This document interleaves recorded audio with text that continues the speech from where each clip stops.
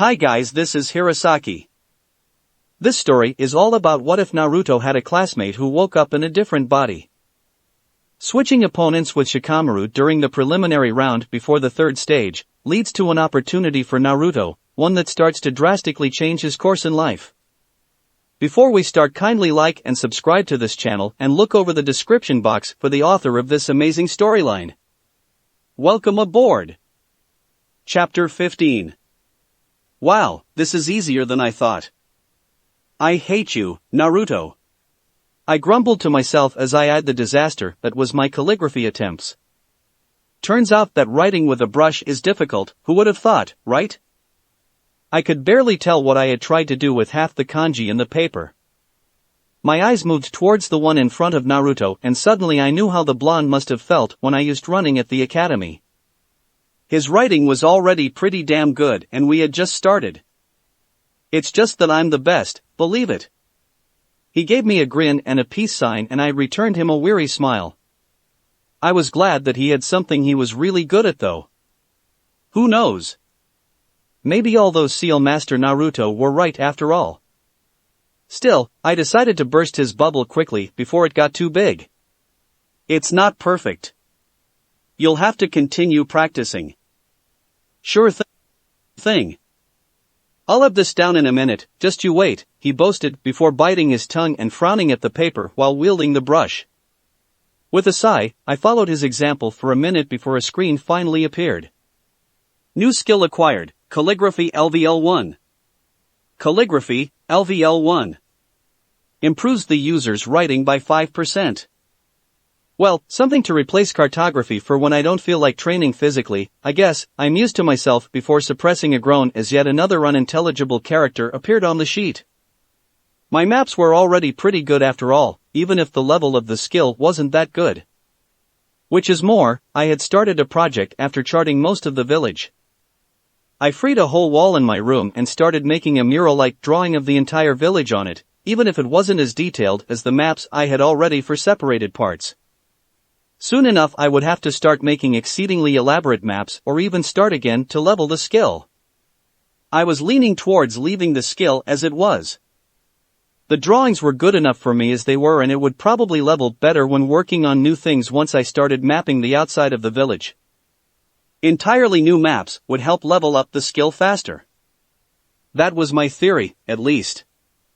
As it was, the skill wasn't bad at all, in my opinion. Cartography, LVL14. Improves the quality of maps drawn by 70%. Not bad at all, I mused before focusing once more on the papers.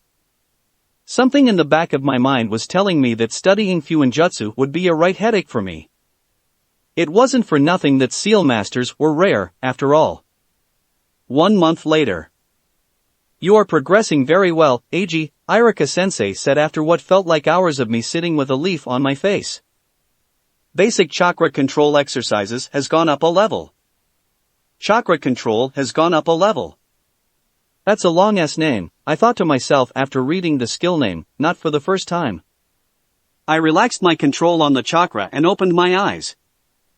Basic chakra control exercises, LVL5. Increases the chakra control of the user according to level. Chakra control, E+. The chakra control level would be a lot cooler if I knew what it actually does. I fought a grimace while looking at the new stat progress. Chakra control as a stat was a complete mystery to me as of that moment. Regarding the system side of it, at the very least. Thanks, Irika-sensei, I replied respectfully. I took a second to breathe in deeply and relax my muscles. I think we can take the next step and have you start doing the exercise with your eyes open, the scarred teacher commented with a thoughtful frown. Just don't focus too much in actually seeing at the start. We can work that up as you progress. Of course, sensei, I nodded while picking up the leaf again. Arg, I hate you, Shika. I all but whined as I leaned back on my hands and looked over my latest defeat. You are getting very good at this, Eiji, Shuza commented from where the adults sat watching us play and chatting between themselves. Thanks, Shuza. I try, I replied tiredly. Eventually, I had to give up and started calling them by their first names, even if it still felt awkward to do so. It felt even more disrespectful to continue denying them their rather adamant requests, after all. Maybe I should take Shikamaru's place? Shikaku asked with a smirk making me groan. Everyone chuckled good-naturedly. I shrugged resignedly. A loss is a loss, might as well add some new things to this, I commented, and I swear the Nara head's eyes shone. Suddenly, I remembered the few times I had played against him. No wonder I kept losing. I was an idiot. Remember that you brought this to yourself, Eiji, Shikamaru said from the side with much the same smirk that his father was wearing. I sighed and started playing. Naruto is rubbing off on me, I dutifully ignored the oi in the background. Soon enough, I was reading a new screen before making it disappear with a thought. Shogi has gone up a level. Someday, I'm going to win a match. Someday. I told myself as I moved another piece. Then Shikaku made his own move and I grimaced as I saw my impending doom. Not soon though. Shogi, LVL 24. Increases your strategic thinking while playing shogi according to skill level. For Kami's sake, Ino. I exclaimed exasperated. Will you shut up for a second? I mean, I was just wondering dash. Fine. I gave up throwing my arms up.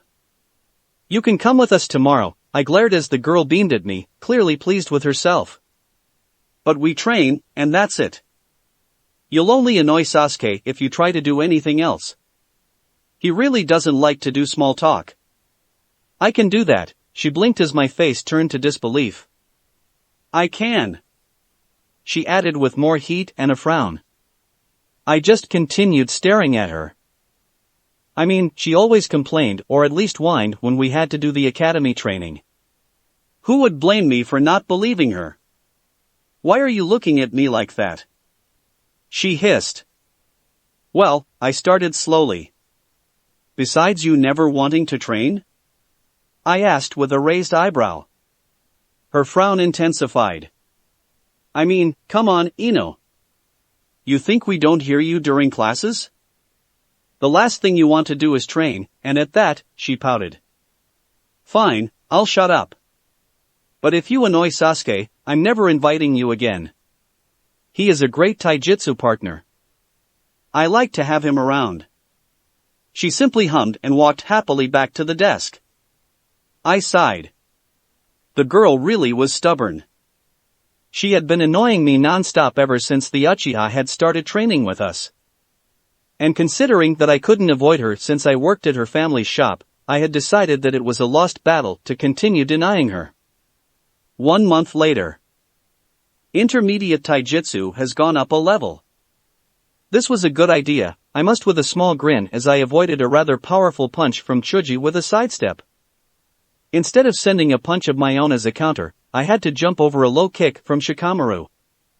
I had noticed that my taijutsu progress had stalled after the mid-year exams.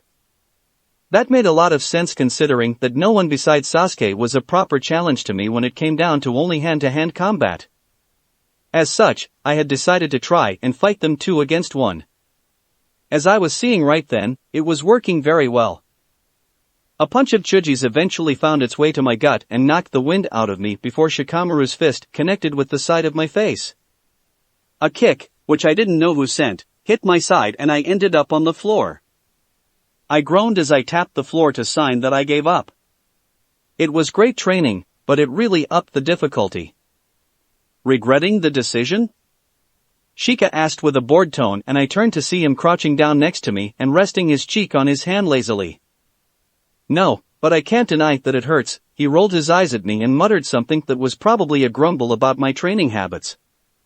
I ignored him and slowly pushed myself up before taking Chuji's hand and thanking him. Well, if you are happy then we'll continue kicking your ass, the Akimichi chuckled and I smiled, taking it as a victory that he didn't apologize or look guilty for the violence involved.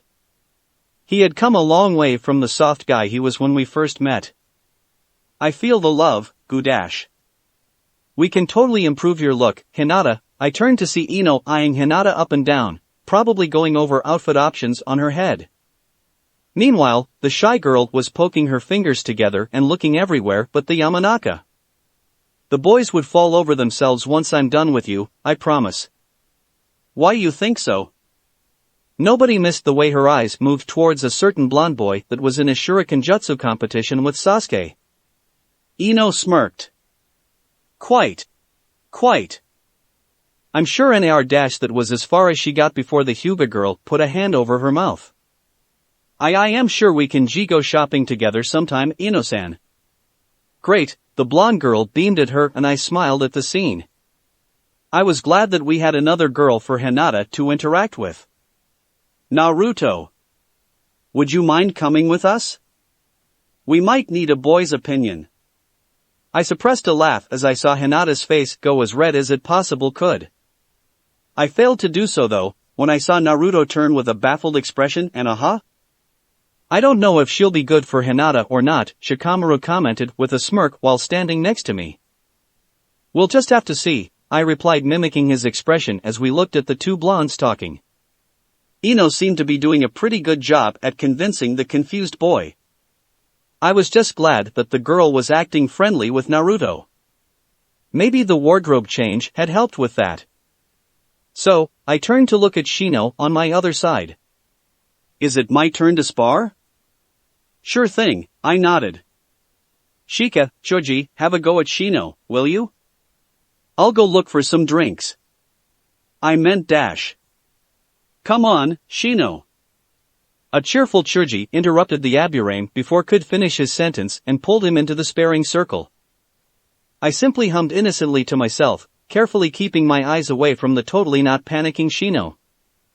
I swear to Kami, guys, I grumbled while sitting on the floor and trying to keep a stern expression. Emphasis on trying.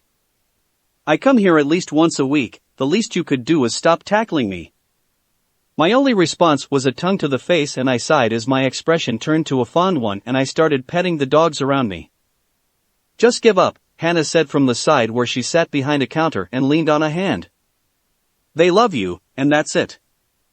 More like they love the food, I countered with a grin, making her shake her head. A bark made me turn to Yuki who was looking at me with a scolding expression. Strange thing considering that she was a dog. Ah, I love you too, Yuki.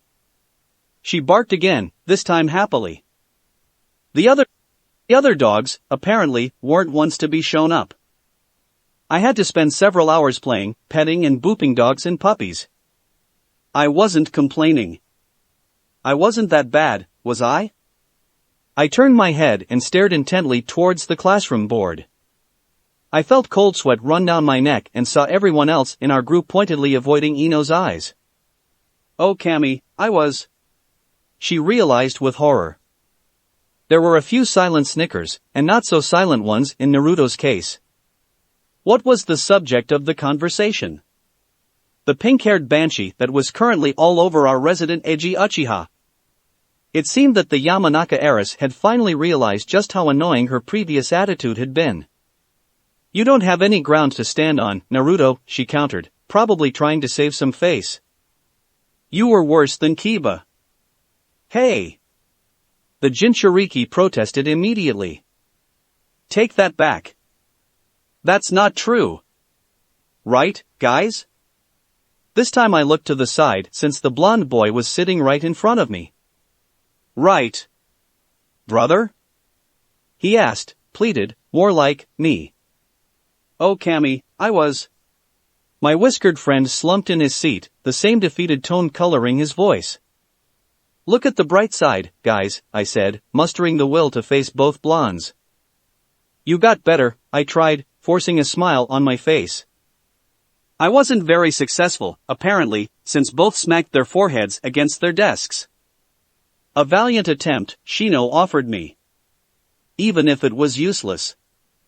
At least I tried, I shot at the bug lover who turned his face away from me. Finally, Sasuke said looking at the ceiling when Irika-sensei walked inside the classroom and forced Sakura to take a seat away from us since the close ones were already occupied. Thank Kami, the Uchiha heir muttered low enough that only our group heard. 1 month Month later. Basic chakra control exercises has gone up a level. Chakra control has gone up a level. I almost cheered out loud at that, and a proud tear almost escaped the corner of my eye. You've been doing remarkable progress, AG, Irika-sensei complimented. You don't say, I almost said. And, being completely honest, I thought that was justified. I had never been able to maintain the speed of skill leveling before. But I had this time. It had taken 1 month to level basic chakra control exercises, still thought it was a stupidly long name, by the way, 5 times, and it had taken another month to get another 5 levels. Granted, the last month I had been training on my own too, while the first I had been only doing so under supervision, but still. Chakra control, D-. I think I can safely say that you can train this on your own during the holidays. I almost felt bad as our teacher said that, since I had already been doing exactly that. So, with that out of the way, he continued. This concludes our last chakra control class for the year. Good luck on the end of the year exams next week, AG. I expect good results from you. I'll have the best results, again. Just you wait, I replied confidently. Thanks for taking the time to teach me this, Irika-sensei, I added with a bow. I won't disappoint you. See that you don't, he replied, a fond smile on his scarred face. See you tomorrow, sensei, I said, returning the grin as I walked out the classroom. Ugh, Naruto groaned as he rested his head on his desk. My head still hurts. I thought it would get better the second time, I simply shook my head at him like some of the others. Ino rolled her eyes at her fellow blonde. We had just finished the last part of the end of the year exams. It had gone surprisingly similar to the mid-year ones, actually. Granted, there was more theory to study, but everything else remained the same except that Irika expected us to do much better. The only change was how good we were at it and me getting better results in the theory test than Sakura. Aside from that, everything else stayed the same. Well, we can forget about ever getting first place, Naruto grumbled good-naturedly. Not like I cared anyway, Shikamaru replied with a lazy wave of his hand.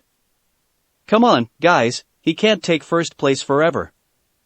We'll do better next year. Ino tried, she truly did. Her only response were incredulous stares, even from Sasuke. I was kinda embarrassed by the unanimous support. It was true that I was very ahead of the rest of them, but still. Ino is right, now everyone turned to Naruto. Sasuke can't take first place forever, guys. We'll take it from him next year. Everyone blinked in confusion. Naruto-kun? Hinata started shyly, which honestly surprised me since she didn't stutter with his name. AG was the one to take first place. Nah, he doesn't count, the blonde boy countered, and everyone blinked again. True, Shikamaru nodded and I turned to him wide-eyed. Makes sense, Shino pushed his shades up. Guys? I started before Sasuke nodded too with a grunt and my jaw fell. What the hell? Not what I meant, Ino said weakly. But good enough, she shrugged. Now let's go, I can't wait to eat AG's celebratory dinner, she continued, and the not-so-stoic ones in the group cheered. What? I blinked before growing concerned. Weren't we going to a restaurant? I asked as cold sweat that had nothing to do with the tests we had gone through run down my back. Guys, I really don't want to cook right now. I choked when Naruto and Ino turned the puppy dog eyes full power against me. When I looked around for support, the only thing I saw was a sad Hinata, which made me feel even worse. I sighed. Fine. Yada. Naruto jumped as Ino pumped a fist in victory. I just want you to know that I hate you, guys. I love you too, brother. Now, let's go. And with that, both blondes started dragging me towards our house. Quest complete, finish the end of the year exams in first place. Reward. +1 to all stats. +1 to all skills. At least I have this, I grinned to myself. It was especially nice since there were several skills that had become a pain to level or I hadn't been able to level at all, like the shuriken jutsu skills that now needed moving targets. And the best part is that we have 2 months without classes. I chuckled at Naruto's exclamation. It seemed that it hadn't fully registered until now. It would be nice to be able to have some more free time. Having a job and training so much required a lot of time, and that wasn't even including school in. Now I would have more time to visit the dogs, to train, that. 1 month later. I can't believe it, Shuza breathed out. Is this real? Ino asked her parents, who stared silently at the impossibility. Would you look at that, dear? Yoshino pointed out with an amused expression. Eiji, you have my eternal respect, Shino said, completely serious. Me, for my part, could only look at the shogi board in disbelief.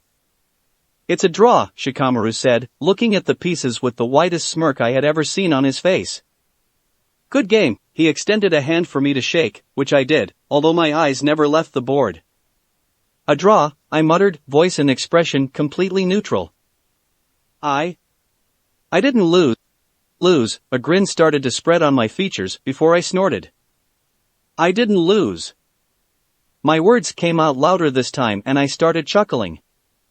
It soon developed into uncontrolled laughter. I can't believe it, Ino started shaking her head, completely in shock. Eiji is the best. Naruto easily joined my celebration even if he hadn't gotten what happened until Shika had said it. Well, I'll be, Choji chuckled before elbowing his Nara friend. It finally happened, huh? Indeed, the lazy bastard agreed easily, still smirking. Let's go again, I all but demanded. Even if I started another almost infinite losing streak, this one draw meant everything. There was a chance for me, and that's what I had wanted confirmation for all that time. Shogi's level will reach high enough eventually, just you wait, Shikamaru, I thought to myself dramatically. Shogi has gone up a level. Shogi, LVL 30. Increases your strategic thinking while playing shogi according to skill level. Eventually. Did you have fun? Hannah asked as I walked into her place. A second later, a bunch of dogs walked after me while I held the door open. Yeah, it was nice, I replied as the dogs gave their own enthusiastic responses.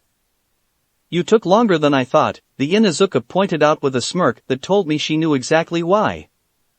I returned her a sad smile. Truth was, I had felt bad for them.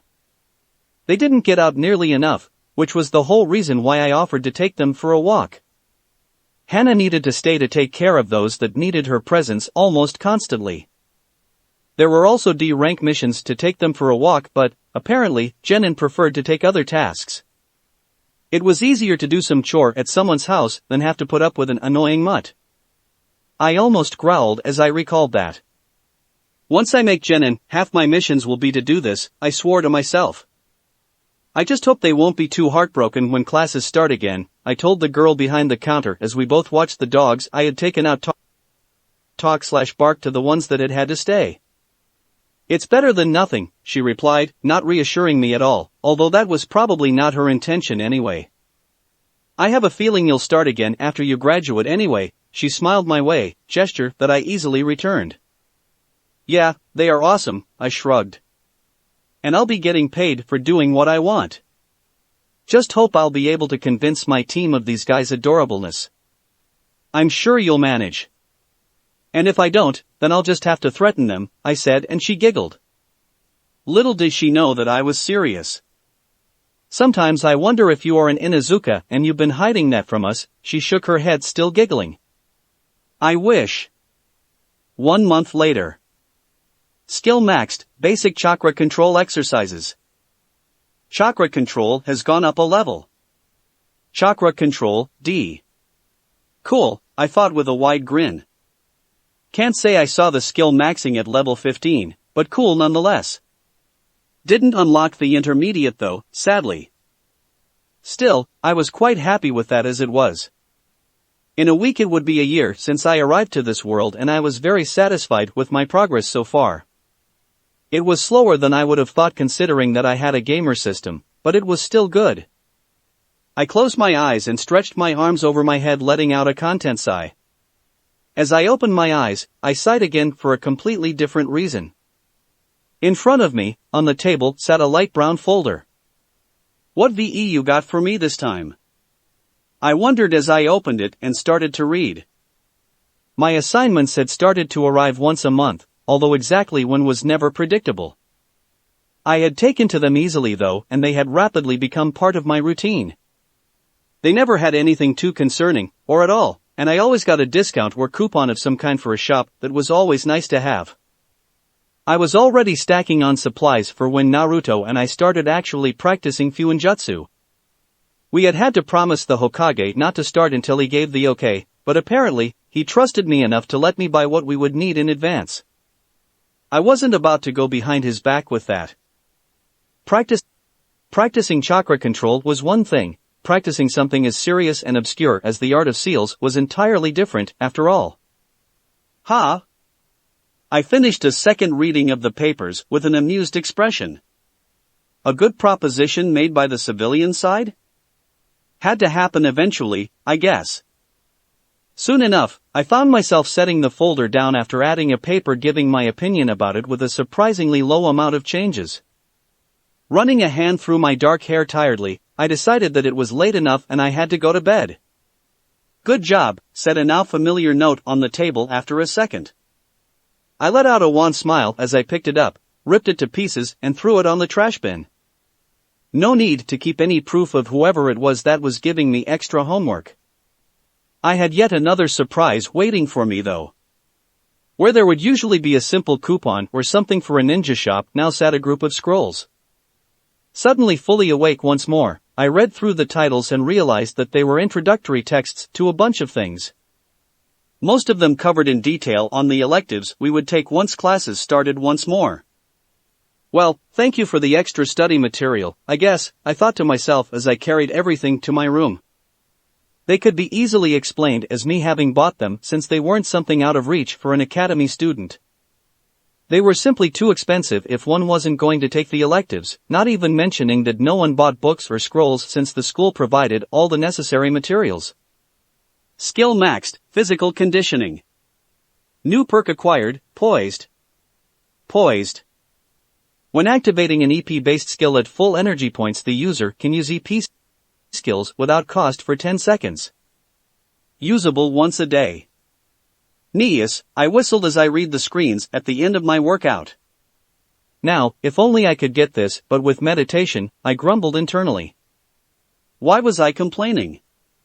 Well, said skill had been sitting at level 19 for much longer than physical conditioning.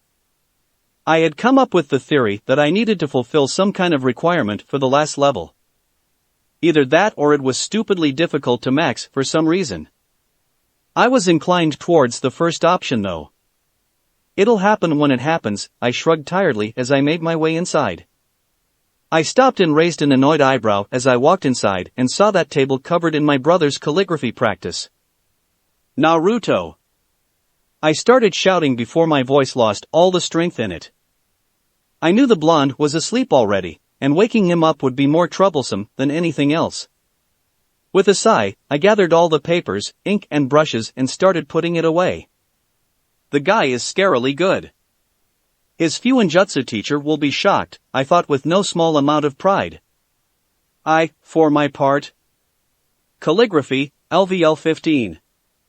Improves the user's writing by 75%. It was good progress, considering how hard it was for me to get the kanjis right. However, I would need it at 100% if I wanted to start with actual Fuinjutsu. That meant at least a few more months of practice. That alone had discouraged me from picking the seal art as one of my electives. If I had to waste a few months just to start with it, it would be a waste. I could pick that one up at a later date and self-study it. Probably after graduating. It had a lot of potential, but required a lot of time. Time that I didn't have, even if it looked like I did. 1 year was a lot less than it seemed. Hence why I had decided for medical training and ninjutsu. The latter was an obvious one, since battle prowess was the most important thing in this world. Without any of the major villains' existences hanging over my head, I may have chosen something less fight-oriented. Hell, I might not even have bothered with being a ninja at all. But I needed the power to protect my life and the lives of everyone I cared about. Medical training was added for that last reason too. Tsunade was a scary character, even if she didn't do that much in the end. If I could develop or learn a regenerative jutsu for myself, I could take for myself one of the reasons why Jinchuriki were so dangerous, their inability to stay down. And that wasn't even mentioning creating my own strength, or dexterity, or constitution enhancement jutsu just like Tsunade's. And thus, medical training triumphed over Bokujutsu and Genjutsu, the other two offensive classes. If there had been a Taijutsu class, it may have contended too, but since it was included in the regular curriculum, I didn't have to choose. Talking about that. Intermediate Taijutsu, active, LVL 12. Increases the skill of the user in hand-to-hand combat according to skill level. Active effect, increases the user's physical stats by 6. Active effect consumption 40 energy points per second. What a beauty, I thought to myself with a smirk as I made my way to my room after a shower. That skill alone had guaranteed that I would never lose a taijutsu sparring class, not that I needed to use it often. I would usually just use it for a second at a time in particularly hard matchups like Sasuke, or Kiba, since it appeared that the Inuzuka had started training with his family at last. That wasn't even mentioning when I coupled it with running and free running for extra speed. Free running, active, LVL 12. When used increases the speed of the user while running by 60%. When used increases the distance the users jump by 60%. When used increases the power of the user's arms while maneuvering by 60%. Consumption, 14 energy points per second. Which took me to one of my favorites hobbies/training exercises. Traveling through the village at full speed without ever touching the ground was one of the best activities I had ever taken part in, right next to spending time with the dogs, believe it or not. It was especially funny when I tried to do so while using stealth, be it through the active skill or not, and scared the shit out of a civilian or two. Granted, it may not have helped with my already dropping reputation, but it was still fun. Maybe I had been spending too much time with Naruto. Stealth, active, LVL 23. Hides your presence according to the level of the skill and the awareness level of others. Consumption 5 energy points per second. Yeah, I had gotten entirely too much practice with the skill. To the point that some chunin now had trouble keeping track of me. I had finally reached Shino levels of stealth, apparently. As I entered my room, I looked at the wall opposite to my bed. Covering the entire wall was a beautiful drawing/map of Konoha. It had taken some time, but I had finally finished. It was more art than map, but I still loved that shit. It was the culmination of something that had started as a useless skill that I got when I drew the location of a few shops. It could be useful for some recon missions and whatnot, but, honestly, that had nothing to do with why I had continued with that. It was a nice hobby to have, really. It had been a surprise though, when the skill changed from cartography to drawing. Drawing, LVL 15. Improves the quality of drawn goods by 75%. However, I preferred it like that since that meant that I could use the skill for much more than just maps. I could now draw landscapes, people or anything else that stroked my fancy.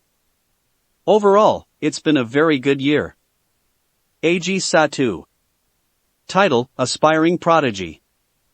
Energy points, 460/460. Chakra points, 230/230. Strength, 23. Dexterity, 25.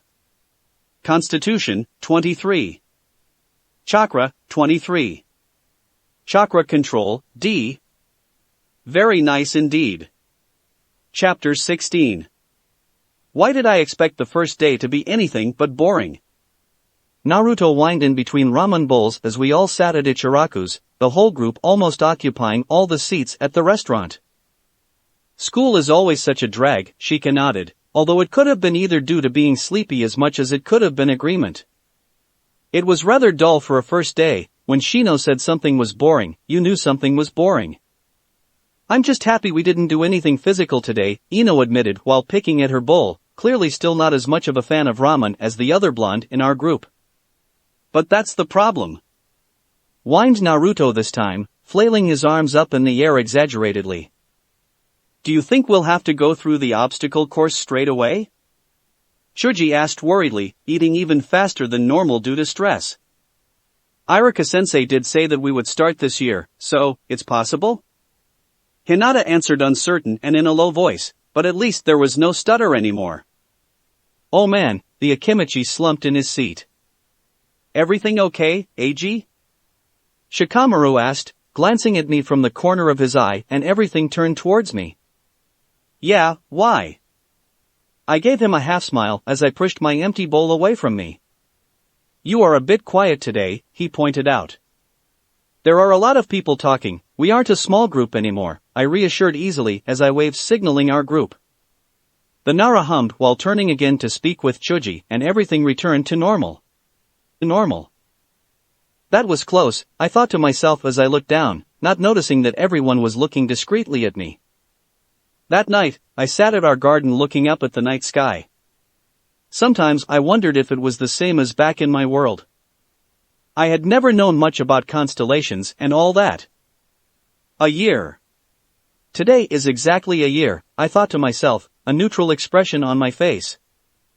I wonder if you all are still alive, how everything went after my death. In my mind, the faces of my old family appeared up in the air in front of me.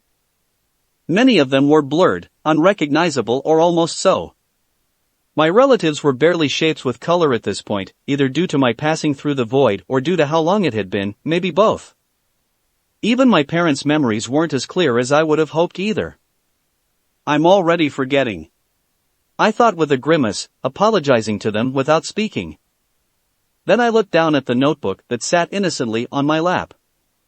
I had several of them now, all resting inside my inventory most of the time. Notebooks with information from my past life.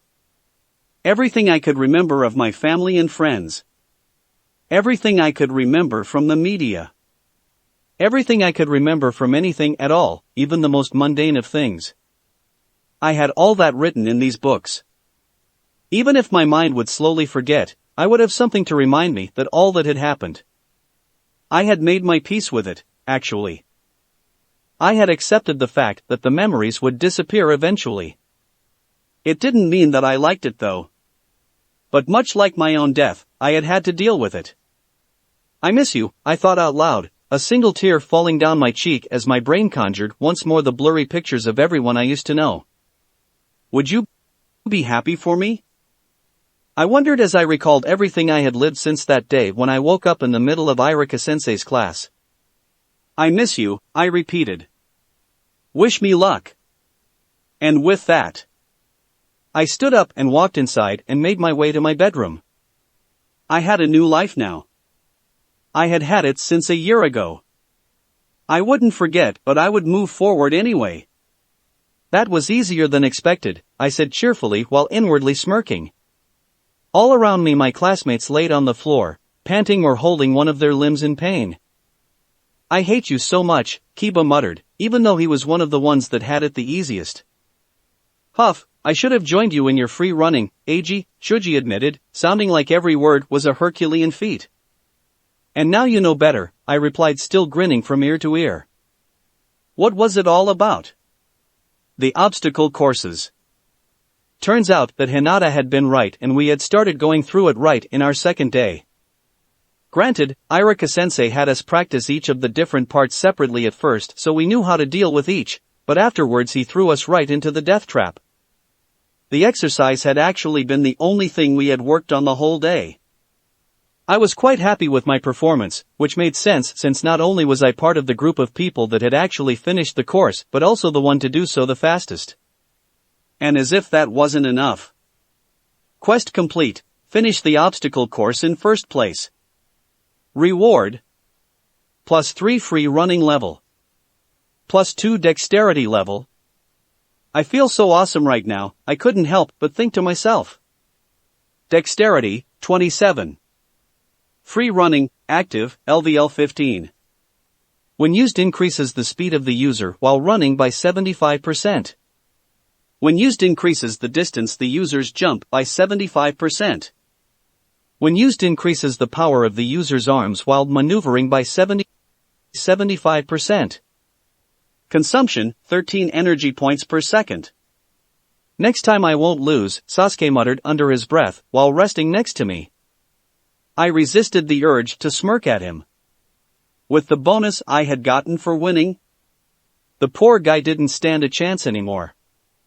Ugh, I can see your smugness even if you don't show it, Ino grumbled, making me chuckle.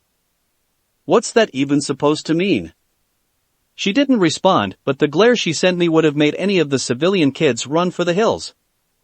As it was, I just laughed some more. I hate you. Sure, you do. Flirt some other time, you two, both of us sputtered at Shika's words. While Ino shouted Shikamaru's ears off, I took a deep breath in. Yeah, no, I thought to myself. I had nothing against Ino, but I was mentally 10 years older than her. So, no, that wasn't happening anytime soon. Kids in the elemental nations were more mature than they were in my world, but that was still a resounding no for me, no matter what. Thankfully, Irika-sensei called for us to gather, giving me an excuse to push that unpleasant thought aside. 3 people sat at our table that night. Me, resting a cheek on my hand and smiling amusedly at my squirming brother on the side. Said Blonde, looking nervously at the third person, halfway between excited and worried. And, finally, the third Hokage himself, who was looking intently between some sheet of paper. Eventually, the man set them down and kept a completely straight face as he turned towards Naruto. I have decided. That dramatic pause was what had me knowing that the elder was really enjoying making the blonde squirm. That your calligraphy, Naruto. I had to bit the inside of my cheek to stop myself from laughing as the Jinchuriki leaned forward with wide eyes. Is good enough to start learning Fuinjutsu. Yada. Yes, congratulations, the man said patiently while taking a few 2 scrolls and a book from Wuneware and setting them on the table. Be that as it may, you will save any and all attempts with chakra paper and chakra ink for when I'm here to supervise them, am I clear? But then nothing changed. Naruto whined loudly and I chuckled to myself. Even if you can write well, that doesn't mean you won't blow yourself up with a mistake on what you write, Naruto, I explained slowly as he frowned at me. Just study from the books and practice when Hiruzen comes to visit. You'll still be ahead of whoever else signs up for the Fuinjutsu elective. I guess. The blonde accepted slowly before grimacing. But still. He whined weakly and I chuckled some more. Now, with that out of the way, Eiji, I turned curiously before grimacing myself as I saw a now familiar face on the village leader. You sure I can't convince you, Dash? No, I won't go and make you tea at the Hokage building, old man. Just give up, I interrupted with a roll of my eyes before blinking at the two's grinning faces. What? You called him old man, Naruto pointed at the Hokage and my eyes widened. I'm glad that you finally feel so at ease with me, Eiji, I relaxed a bit at the man's reassuring words. But still, I couldn't help but feel nervous inside. This was a war hero and the current Kami no shinobi right here. It just felt wrong to address him informally. With that said, I heard you are pretty good at shogi. I felt a chill run down my spine as yet another invincible opponent appeared in front of me. I didn't know if I should be thankful it took so long or sad that it couldn't take him longer to find out. Sure, let's all beat poor Eiji, why the hell not? I grumbled to myself even as I stood up and looked for our board. Behind me, I heard both my brother and the Hokage chuckling and I couldn't help but smile. Sanbon throwing has gone up a level. Fucking finally, I thought to myself as I grinned at the screen. It felt like forever since I had leveled up one of the Shuriken Jutsu skills. Which made sense since we didn't have any moving targets to practice on and static ones didn't seem to help anymore. Now though, we were using moving targets in class. If it had been awesome to hit the center of the static ones, it was nothing compared to hitting the moving ones. Even when I could barely hit them, let alone the center, it was still a great feeling. "Well, seems like I'll have to climb back to the first place," I commented as I saw Sasuke hit with all his projectiles.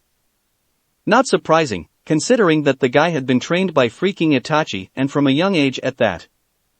The system might help me get perfect scores on static targets, thing that he couldn't do. But he still was much better with the throwing weapons overall. There it was, the infamous grunt once more. I snorted. "Just you wait, I'll be beating you again in no time," I blinked in surprise when he actually sent a small smirk my way. "Can't wait," I stared at him with wide eyes. "I've been progressing faster since we started competing and working together," he admitted, looking away and checking that everyone else was still distracted or too far to listen. "So, thank you." He still looked uncomfortable with those words, but I took it as a win anyway. "You are welcome." I fell flat on my back and huffed loudly as the wind got knocked out of my lungs.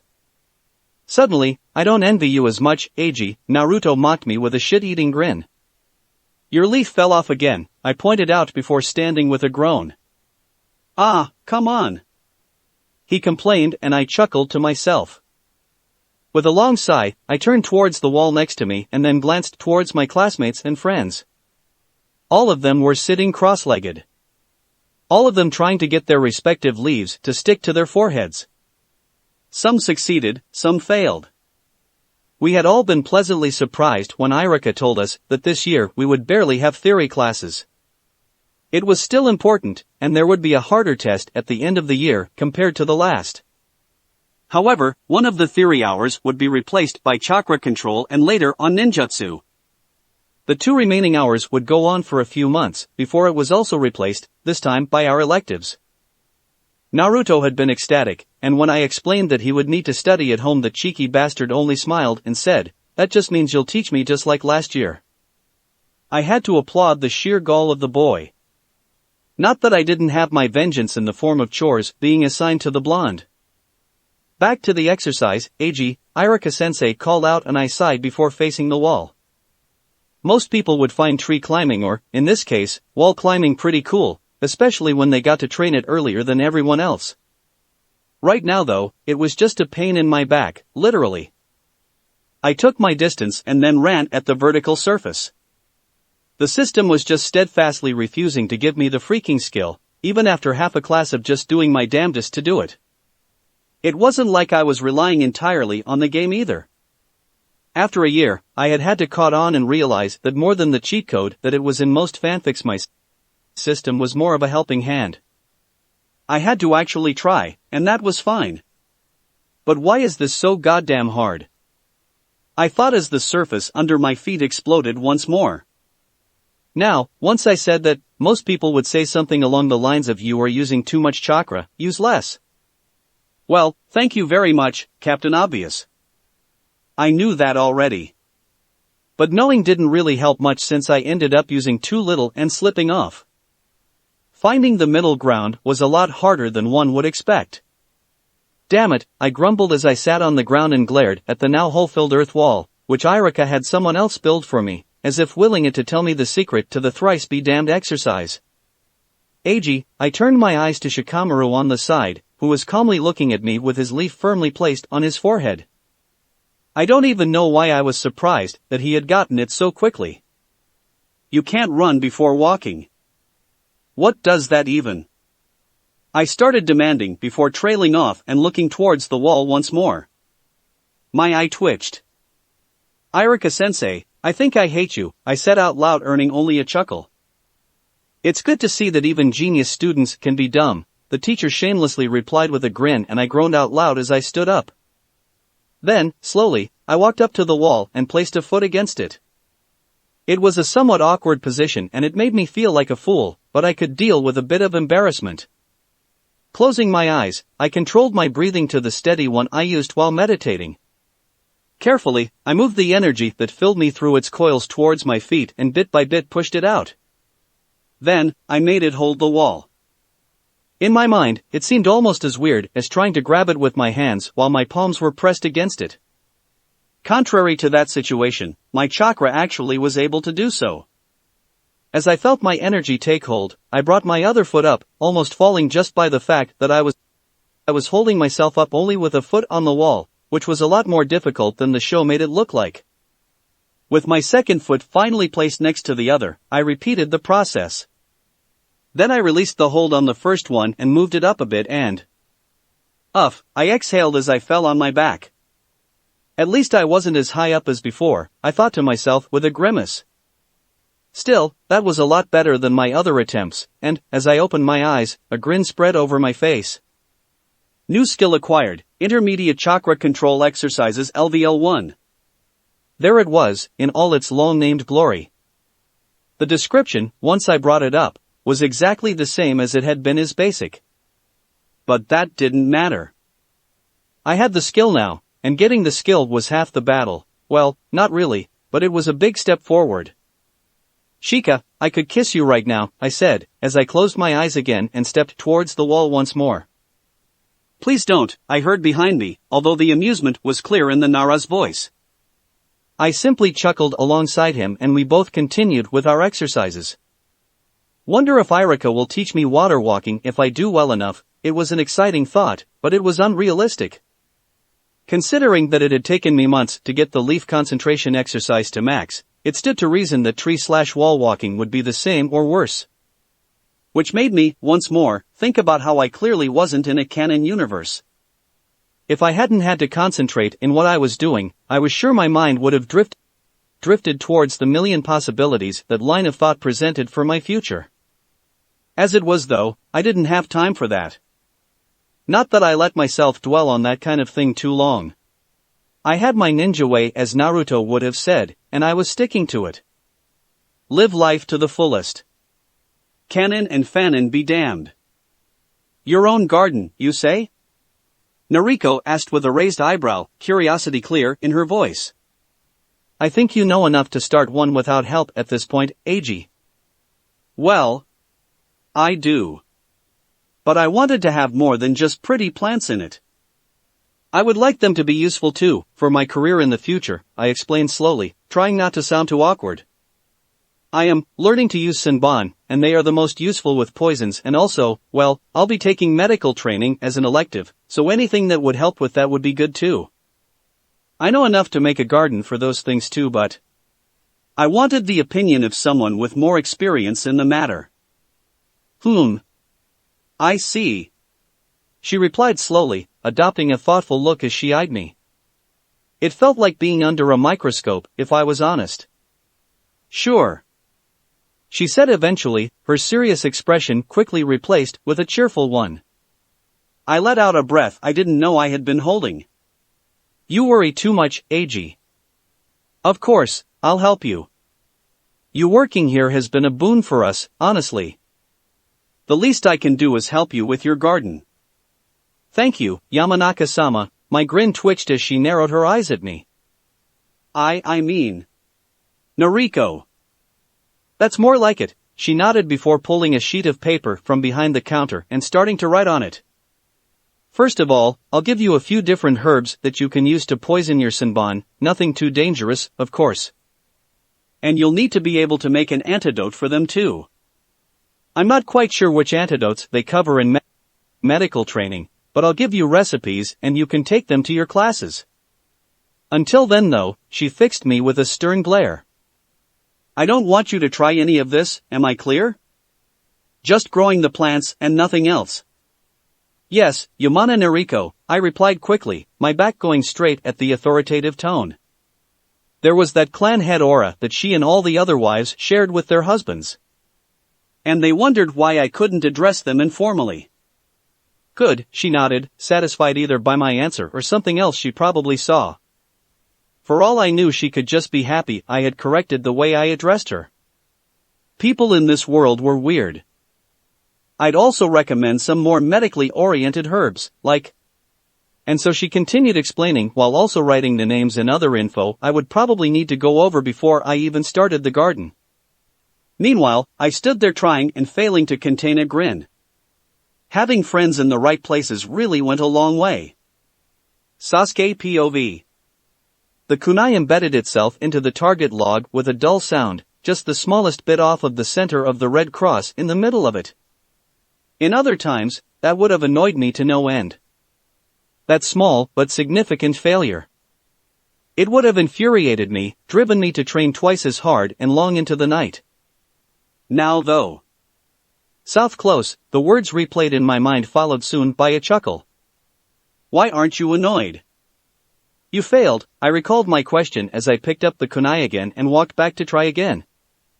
I did, that's what practice is for, isn't it? He had answered casually. The black-haired boy had even been confused. I already train as much as I can. Trying to train more would just exhaust me and getting angry would make my aim worse. Back then, I hadn't had an answer to his words. He was right, after all.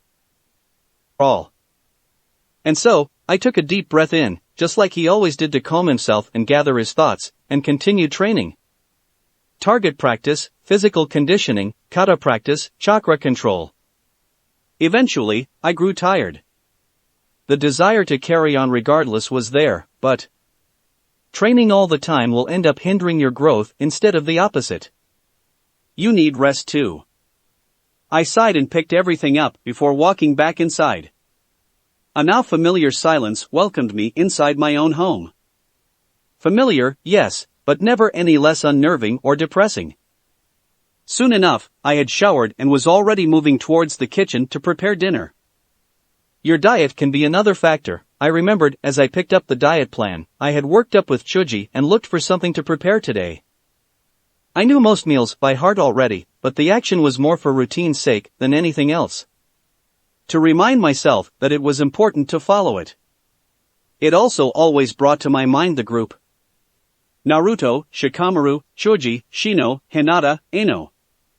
A.G. The friendly faces always worked to push away my families, even if it was only for a short moment. It didn't help that the Satu's eyes reminded me so much of the Sharingan. And the Sharingan reminded me of. And one day, when you have the same eyes as I do, come and stand before me. The knife I held in my hand fell to the floor and clattered against the wood. I shook my head. I was growing. I would find him, eventually. And I would kill him. Chapter 17.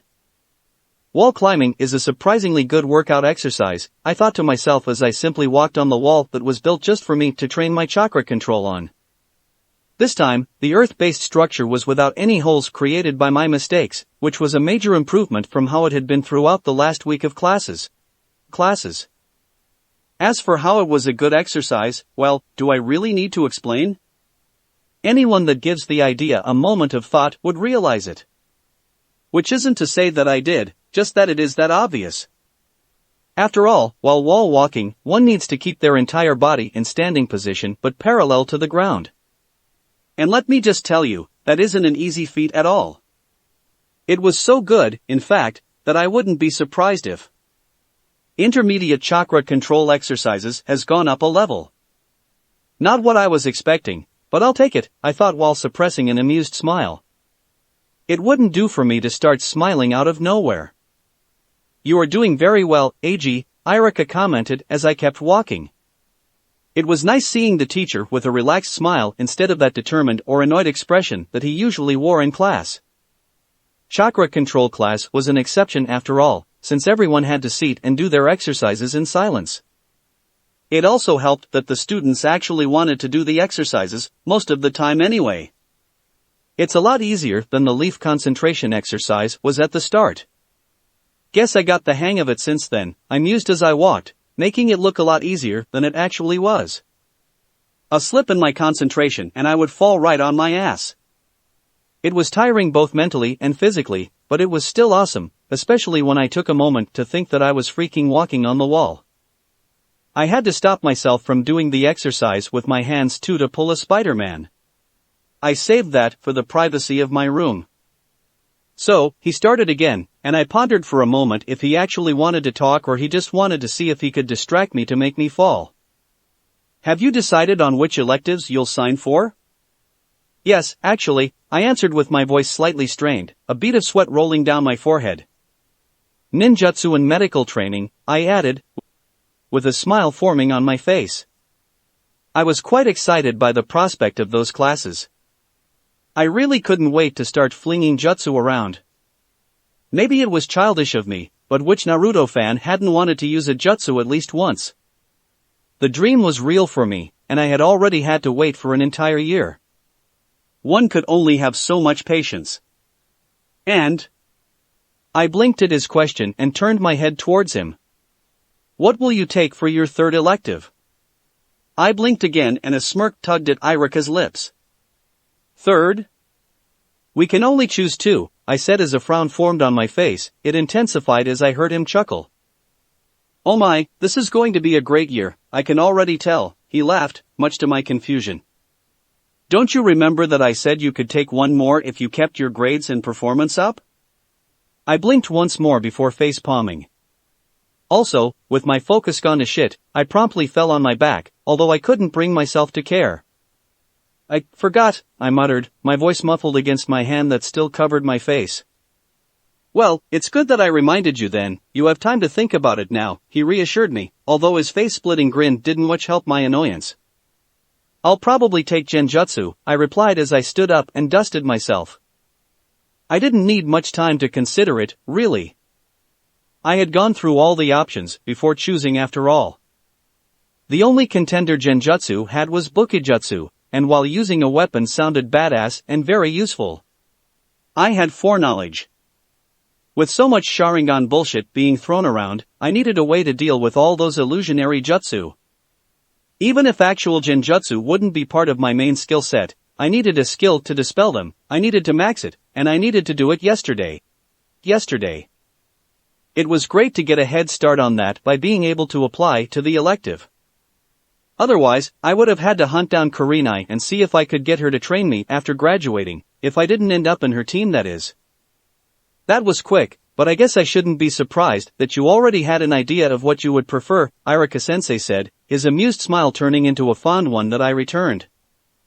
I didn't take you for a Genjutsu ninja though. I am really not, I admitted. While using illusions was cool and all, it just wasn't my thing. I didn't much feel like it would be something that I would use much even if I got good at it. I just don't want to fall for them, honestly, I added before taking a deep breath in and starting doing the exercise again. He hummed and nodded. Smart decision, not sure the teacher will like your reason though. I'm still interested in the subject, just not the way they want, I shrugged and grinned unrepentant. Sensei simply smiled and shook his head. I'm walking on a fucking wall, I thought giddily to myself. That rush of excitement wouldn't get old anytime soon, I could already tell. Despite all the things I had done since arriving, wall climbing really got the point across that I is in a world of Naruto. Funny considering that I was friends/brothers with Naruto himself, but the mind is a strange thing. Constitution has gone up a level. A bit late, game, but thanks, I thought jokingly. Good afternoon, everyone. I called out as usual while entering the Yamanaka shop. Good afternoon, Eiji, Noriko answered with a warm smile. I would have happily worked for free just to be with the woman, she was that nice. Not that I would ever tell them that. I preferred to get paid, thank you very much. Out shopping? I asked jokingly as I took the Noriko's place behind the counter, freeing her to see to the plants. No, she's at the back looking after the gardens, I grinned at that. The young Yamanaka only did that when she was angry. And she only was angry when, 1, someone annoyed her, mostly Kiba, Naruto or me, or 2. What did she want now? She had an argument with her parents. Those were the reasons for Ino to need a moment to relax while tending to the plants. Thus, imagine my surprise when Noriko frowned and stayed at the counter without moving when I got closer. That bad? I asked hesitantly. Despite the casual approach I had taken, it was always uncomfortable to discuss their family problems. Uncomfortable only for me, apparently, since they always seemed fairly open about the whole thing. No, we didn't argue this time, she replied, and my smile vanished as her frown deepened. She arrived like that today, she hasn't said a word about why though. I'm worried, the woman bit her lip nervously. I guess we'll have to talk about it with her tonight. Want me to try? I offered. I didn't think Ino would open up to me, of all people, but trying was always important. Furthermore, she was part of our group. Granted, we weren't as close as, say, Shika and I, but it still counted for me. Actually, I will try, I corrected, earning a smile from the woman. You don't have to, you know? I know you aren't the closest of friends, she said with a sad smile. No, but we are friends, and that's enough for me. Besides, she had been helping Hinata come out of her shell and didn't insult Naruto anymore, when he didn't deserve it, that is. The least I could do was try to help her when she had a problem. Thank you, Eiji, I waved off her thanks as I moved towards the back. And so, I was on my way to speak with either a very pissed off girl or a very sad girl. Why did I offer to do this again? I asked myself with a grimace. But it was how things were. At least she wasn't a full-on teenager. Although, with how children matured in this world. Oh Cammy, I'm going to be talking with a teenager in a mood, this is just great, isn't it? I told you I'm fine, Mom. I didn't need to be her mother to know that she was upset, that voice said it all. I suppressed another grimace as I steeled myself.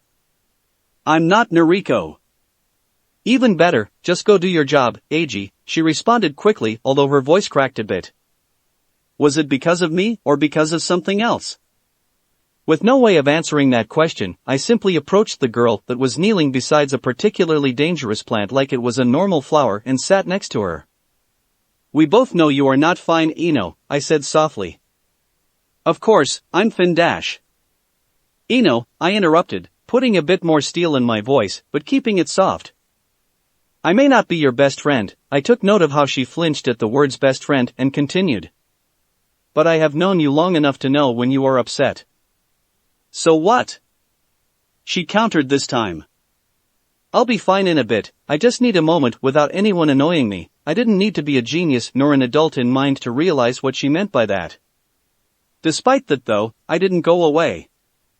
Instead, I stood up and started looking after the plants too. In silence, I moved around watering what needed to be watered, weeding what needed to be weeded and so on. I never moved far enough to be out of Ino's sight though, and she noticed. She let out a long sigh but kept looking firmly towards the plant she was working on. I tried to talk to Sakura after school. I didn't say anything, but kept my focus on her words. That explained why she hadn't joined any of us after classes were over, at least. I tried to get her to join us too. I thought. She trailed off and I waited for a moment until it seemed like she wouldn't continue talking. I take it that it didn't go well? I asked gently as I moved to stand next to her and sat down again. She started screaming, her voice grew strained, like she was choking down tears, and, by the look of her face, she was saying that she wouldn't fall for it and would win Sasuke's heart by herself without cheating like I was doing. This time she couldn't stop it, a tear fell down and a sob left her mouth. I just wanted. You just wanted her to be your friend, I finished for her with a sad smile. It was much better than the angry expression I really wanted to show. I had never been a fan of Sakura's, especially pre-time skip. Meeting her in person hadn't helped. I just hoped she would get better sooner now that I was here, but it didn't look like it yet. Ino sighed and another tear escaped her eye. Yeah, did you know? We were pretty close a few years ago, best friends even, like you and Naruto or Shika and Shuji, but then. You grew distant? We fought. When we realized that we both liked Sasuke, we fought and then we barely talked to each other. She explained in between sobs and deep breaths. I thought we could go back to that, now that I had calmed down, but she hasn't, and that didn't help. After that, there was a moment of silence.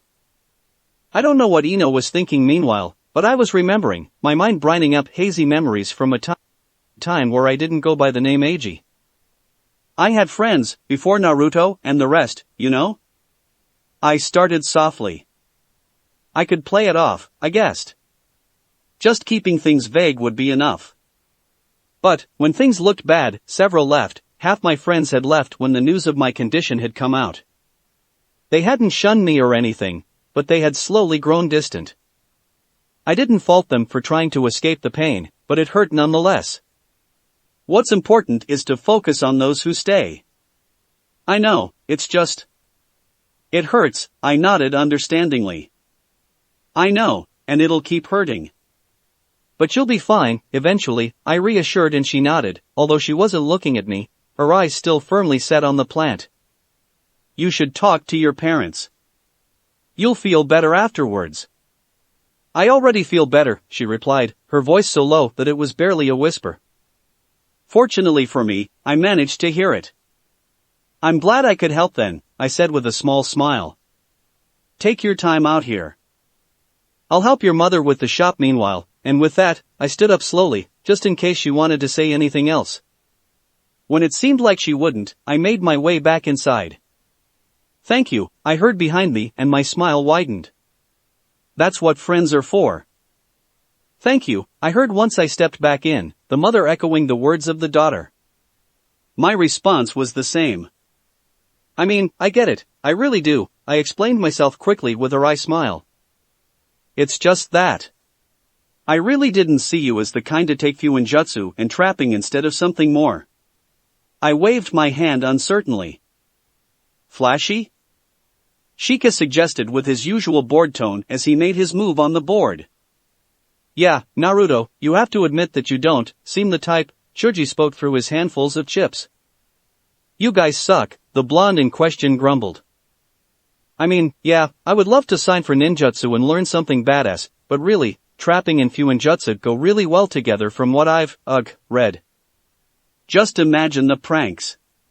He added with a dreamy look as everyone except me shuddered. Nobody wanted to think about a fuinjutsu and traps trained Naruto setting up pranks. Good thing I'm relatively safe on that front. When you are the one to feed him the food of the gods, Naruto tended to leave you alone. Maybe that was why Ichiraka Ramen still had business. Being a safe spot for Naruto's pranks had to be good PR, food for thought. So, what about the rest of you, guys? I asked this time. Decided already? Intelligence gathering, the younger generation of the Ino Shikacho replied in unison, much to the older generation's amusement. They had to have rehearsed that, I was sure. I'll take mannerisms, Ino added with a slight smirk that confirmed my previous thoughts. It was good to see her back to her normal self too, after our encounter a few days ago. Recon and tracking, Shika offered, eyeing the board between us intensely. It was fun now that we were more evenly matched. I was just waiting for the day that I would get my first win at this point. I thought you would take something more theory-related, I replied as I moved one of my pieces. It goes well with strategies, he offered as explanation before shrugging, and I nodded. That made some sense. I imagine Kiba is going to take that class, I said casually and promptly smirked as Shika all but flinched, piece still in hand. Man, don't do that to me, he grimaced. At least Shino and Hinata will join me there, he reassured himself, much to my amusement. True that. I'll take the survival course, Choji said after a moment, and I turned to him, looked him up and down. You just want to know what you can eat out in the wild, don't you? I deadpanned at him. The Akimichi nodded unashamedly, earning a facepalm from Ino and a laugh from his parents. I'm not surprised anymore, I shook my head and looked at the board. What about you, AG? Choji asked, and I suppressed a smug grin. Ninjutsu, medical training, and genjutsu, I listed off. For the first two, the group nodded before I said the third, and they frowned. You can't take 3 courses, Ino pointed out. No, you can't. I can, I said, and more than a little pride slipped into my voice. Irika-sensei told me last year that I could take an extra course if I kept my grades as good as they are and passed the end-of-the-year exams in first place. Kinda like what he did with the chakra control training. I remember you saying something like that, Shika nodded. But you hadn't said anything else on the matter since then, so, wait. You forgot, didn't you? My smile grew strained as I chuckled awkwardly and scratched the back of my head. Oh, how the mighty have fallen, Ino laughed out loud next to us and I rolled my eyes good-naturedly. What was with everyone enjoying me being dumb once or twice? So youthful. I had been wondering how long it would take for me to meet this guy, I thought to myself while half smiling at the enthusiastic Jounin. Right next to the one and only Mike guy was his mini-me, Rock Lee. It seemed the poor guy had already fallen and was already wearing the green jumpsuit, orange leg warmers and the red forehead protector as a belt. As for how we met? I crossed paths with them while free running, as simple as that, really. I started awkwardly. And I think it was justified. How are you even supposed to react when this pair just up and runs in front of you and shouts that right off the bat? Hello? I'm Eiji Sato, nice to meet you. My name is Mike Guy. The guy introduced himself all but shouting. And this, he paused for dramatic effect for reasons, I guess. Is my most youthful student, Rock Lee. Guy-sensei. The mini-me exclaimed with stars in his eyes as if this was the best day of his life. I simply blinked at them. However, with my established group of friends I had already got used to quirky personalities. Pleasure to meet you both, I smiled. I'm very sorry to interrupt your most youthful training, Guy said, sounding like someone that committed the worst kind of sin. I wanted to deadpan at him. But we saw you and couldn't help ourselves in the face of such a youthful person. We never see anyone just running for training, Lee explained, or tried to, at least. Usually, most people we come across are just commuting. And how do you know that's not the case? You are sweating, a lot, he replied, and I had to concede that point. Yeah, well. I'm in my last year at the academy and have the first place in the obstacle course. I want to keep it that way, a smirk formed on my face and only grew whiter as I saw the genin's eyes shine. Oh. Are you a taijutsu specialist by any chance? He asked enthusiastically. Not really, I denied, immediately crushing his hopes. Taijutsu and shuriken jutsu are my strong points, yeah, but that's only because I haven't got much training in anything else, I shrugged. The Jounin-sensei nodded with a thoughtful expression before sending his signature smirk my way. I'll admit, it was really awkward to be on the receiving end of it. Would you like to join a Jounin and a genin on their training, young man? Anyone else would have jumped at the chance, elated by the offer. But, of course, what I did was... Of course, Guy-sensei. I jumped at the chance, elated by the offer. What? This was Mike Guy. No way I was letting the chance of training with Konoha's one and only true master of taijutsu pass. I was a fan of his, truth be told. Not much of a fan of the clothes and the haircut, but everything else about him was badass as hell. Even his personality was kinda cool, even if the previously mentioned points made it a bit obnoxious. Maybe I should have controlled my inner fanboy though, I thought to myself a couple of hours later, sweat literally raining down from my body to the ground. My everything hurt. Although, I took some comfort in the fact that Lee looked exactly like I did. It was a very small amount of comfort though, since I knew he was probably already wearing weights. Granted, there was a fair chance that they wouldn't be as heavy as the ones he used during the Chunin exams, but still, the point stood. So youthful. Guy shouted, almost tearing up from sheer happiness. I could only groan, even listening to the guy took too much effort from me. It's a shame that I won't be able to be your sensei, having two youthful students would have been a true boon. I took a second to thank whatever deity looked over me for small mercies. With that said though, Lee and I must regretfully leave for today, the Jounin added, with a sad tone. I suppressed a sigh in relief. Hopefully we'll see you soon. Take care and keep your youthful training going, young Satu. A second later, the enthusiastic sensei all but dragged his tired student away. I could only drop to the ground, falling on my back and turning my eyes towards the sky. Never again, I swore to myself. The points I had gotten into strength and constitution weren't worth it, neither were the levels in free running and intermediate taijutsu. I may have been a training maniac like Shikamaru liked to say, but I wasn't batshit crazy. Ugh, it's going to be a long way home today. I groaned as I stood and dragged my feet slowly towards our house.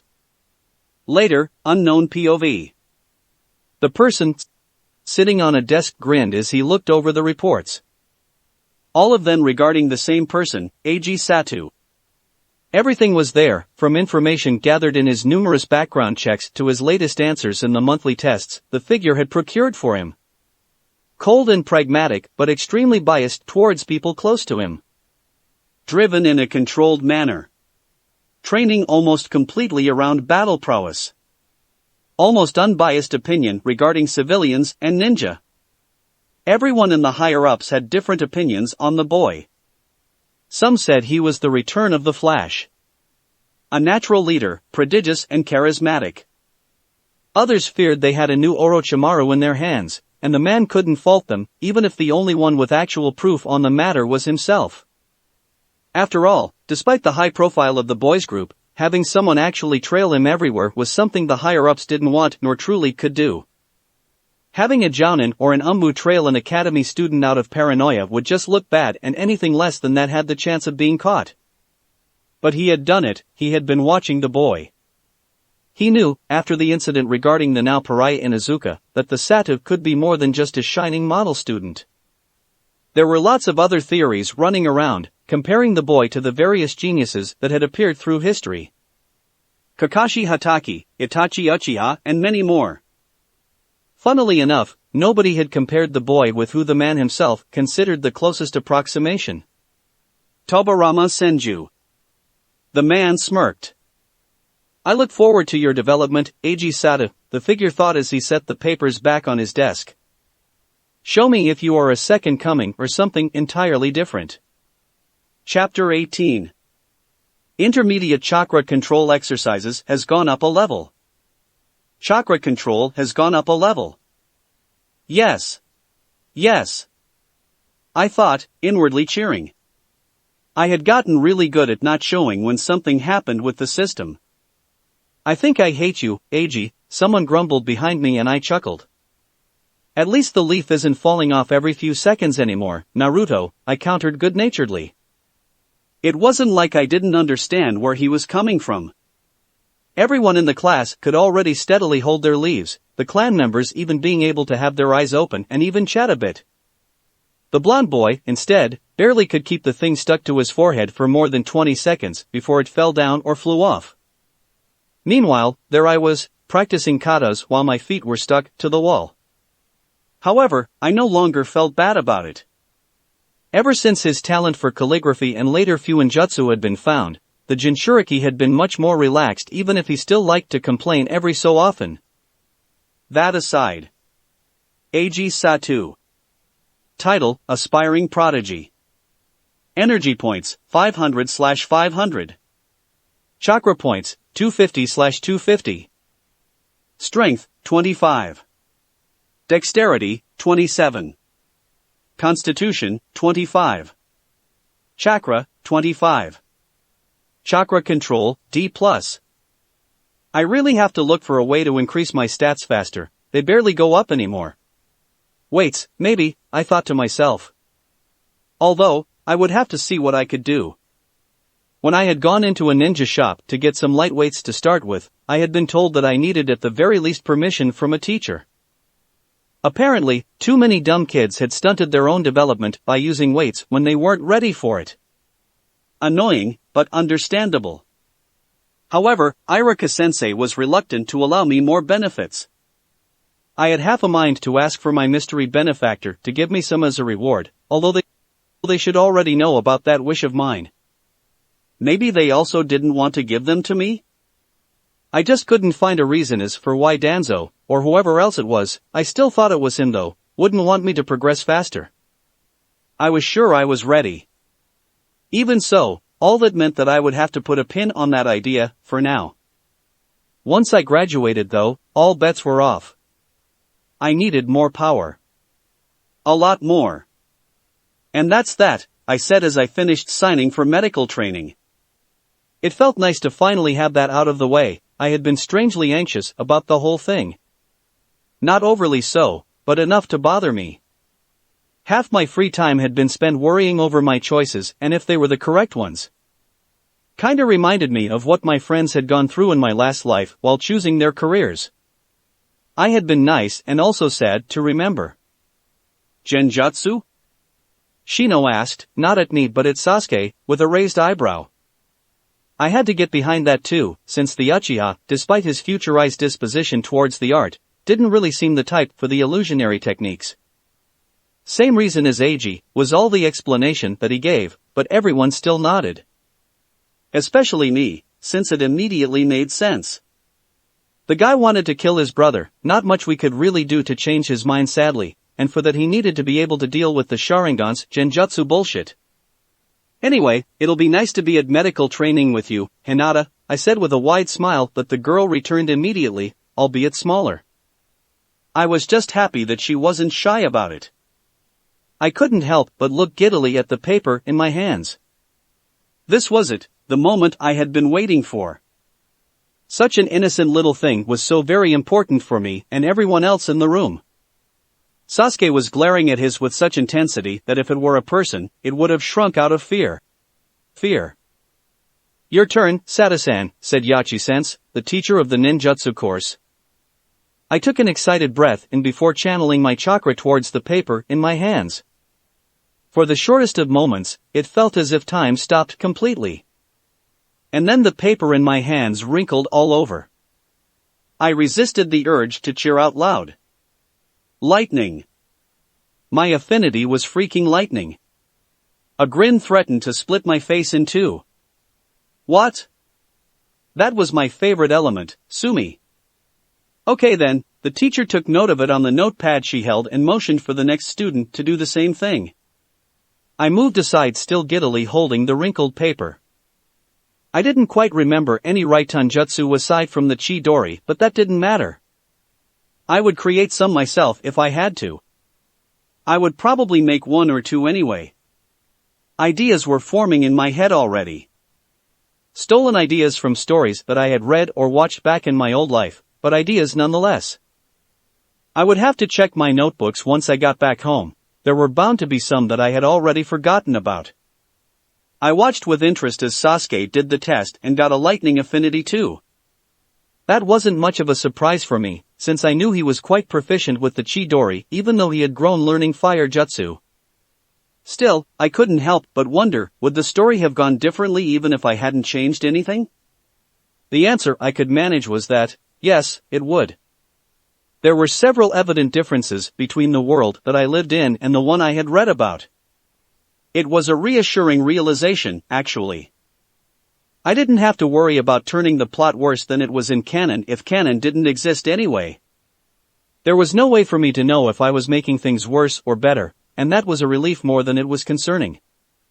Looks like we'll be training together, I commented lightly as I stood next to the Uchiha, the teacher having divided the class according to their affinities. He grunted, and I stopped myself from chuckling. That habit of his annoyed everyone in our group, even Ino. I just found it hilarious, honestly. My efforts proved useless when Yachi-sensei walked around leaving scrolls for everyone to study the theory behind their affinities and have a peek into what they would be able to do in the future, the distant future, since we would only be learning D-rank jutsus, which weren't badass in my classmates' words. And thus, everyone groaned, except Sasuke and I. We just looked at each other and rolled our eyes. He probably thought all this beneath him since he probably could already fling fireballs around, and I quite honestly didn't much care that the jutsus were simple. Any jutsu sounded awesome in my ears if I was being completely honest. So, we both took our books and started reading in silence. Still, I can't wait to throw a lightning dragon at someone, I thought to myself. Maybe it was childish of me, but I blamed that on the fact that I was on the body of a child. That was my story and I was sticking to it. You okay, Hinata? I asked, concerned. You look a little green over there, I added, although I couldn't quite say it as a joke. She really looked sick. Not that I could blame here, really. The opening speech Shimizu-sensei gave for the medical training course was something. She'd basically told us that we would spend the first few months learning the theory behind the most common poisons, venoms and all type of injuries that we could encounter and how to stabilize them. We wouldn't be learning how to actually treat much though. We were learning what was basically first aid, but ninja style. After that first phase, we would then start practical stuff, which didn't mean that we would work on anybody, as some might guess. No, since we couldn't go on missions to get field experience, because we weren't even genin after all, we would instead practice on a puppet. When the teacher showed it to us, I couldn't help but be reminded of Kankuro's puppet, although this one didn't have any combat capabilities and instead was made to be as human-like as possible. The problem with this? Shimizu-sensei was detailed about what she explained. Extremely so. And considering the subject at hand, it had a lot of gory details. Things that made even me feel queasy, and I was a guy that was twice the age I appeared to be and had spent a good deal of my past life trapped inside a hospital with only nurses and doctors for conversation most of the time. Thus, I had thought I was at least a bit prepared for what the medical training course had to throw at me. I was wrong. Why yeah, I'm alright, Hinata replied in a tone that belied how false that answer was. Take a deep breath in, I advised with a wry smile. Once we leave here, we can go home and I'll prepare a tea for the both of us to take and calm down. She nodded with a small, grateful smile and we turned towards Shimizu-sensei once more.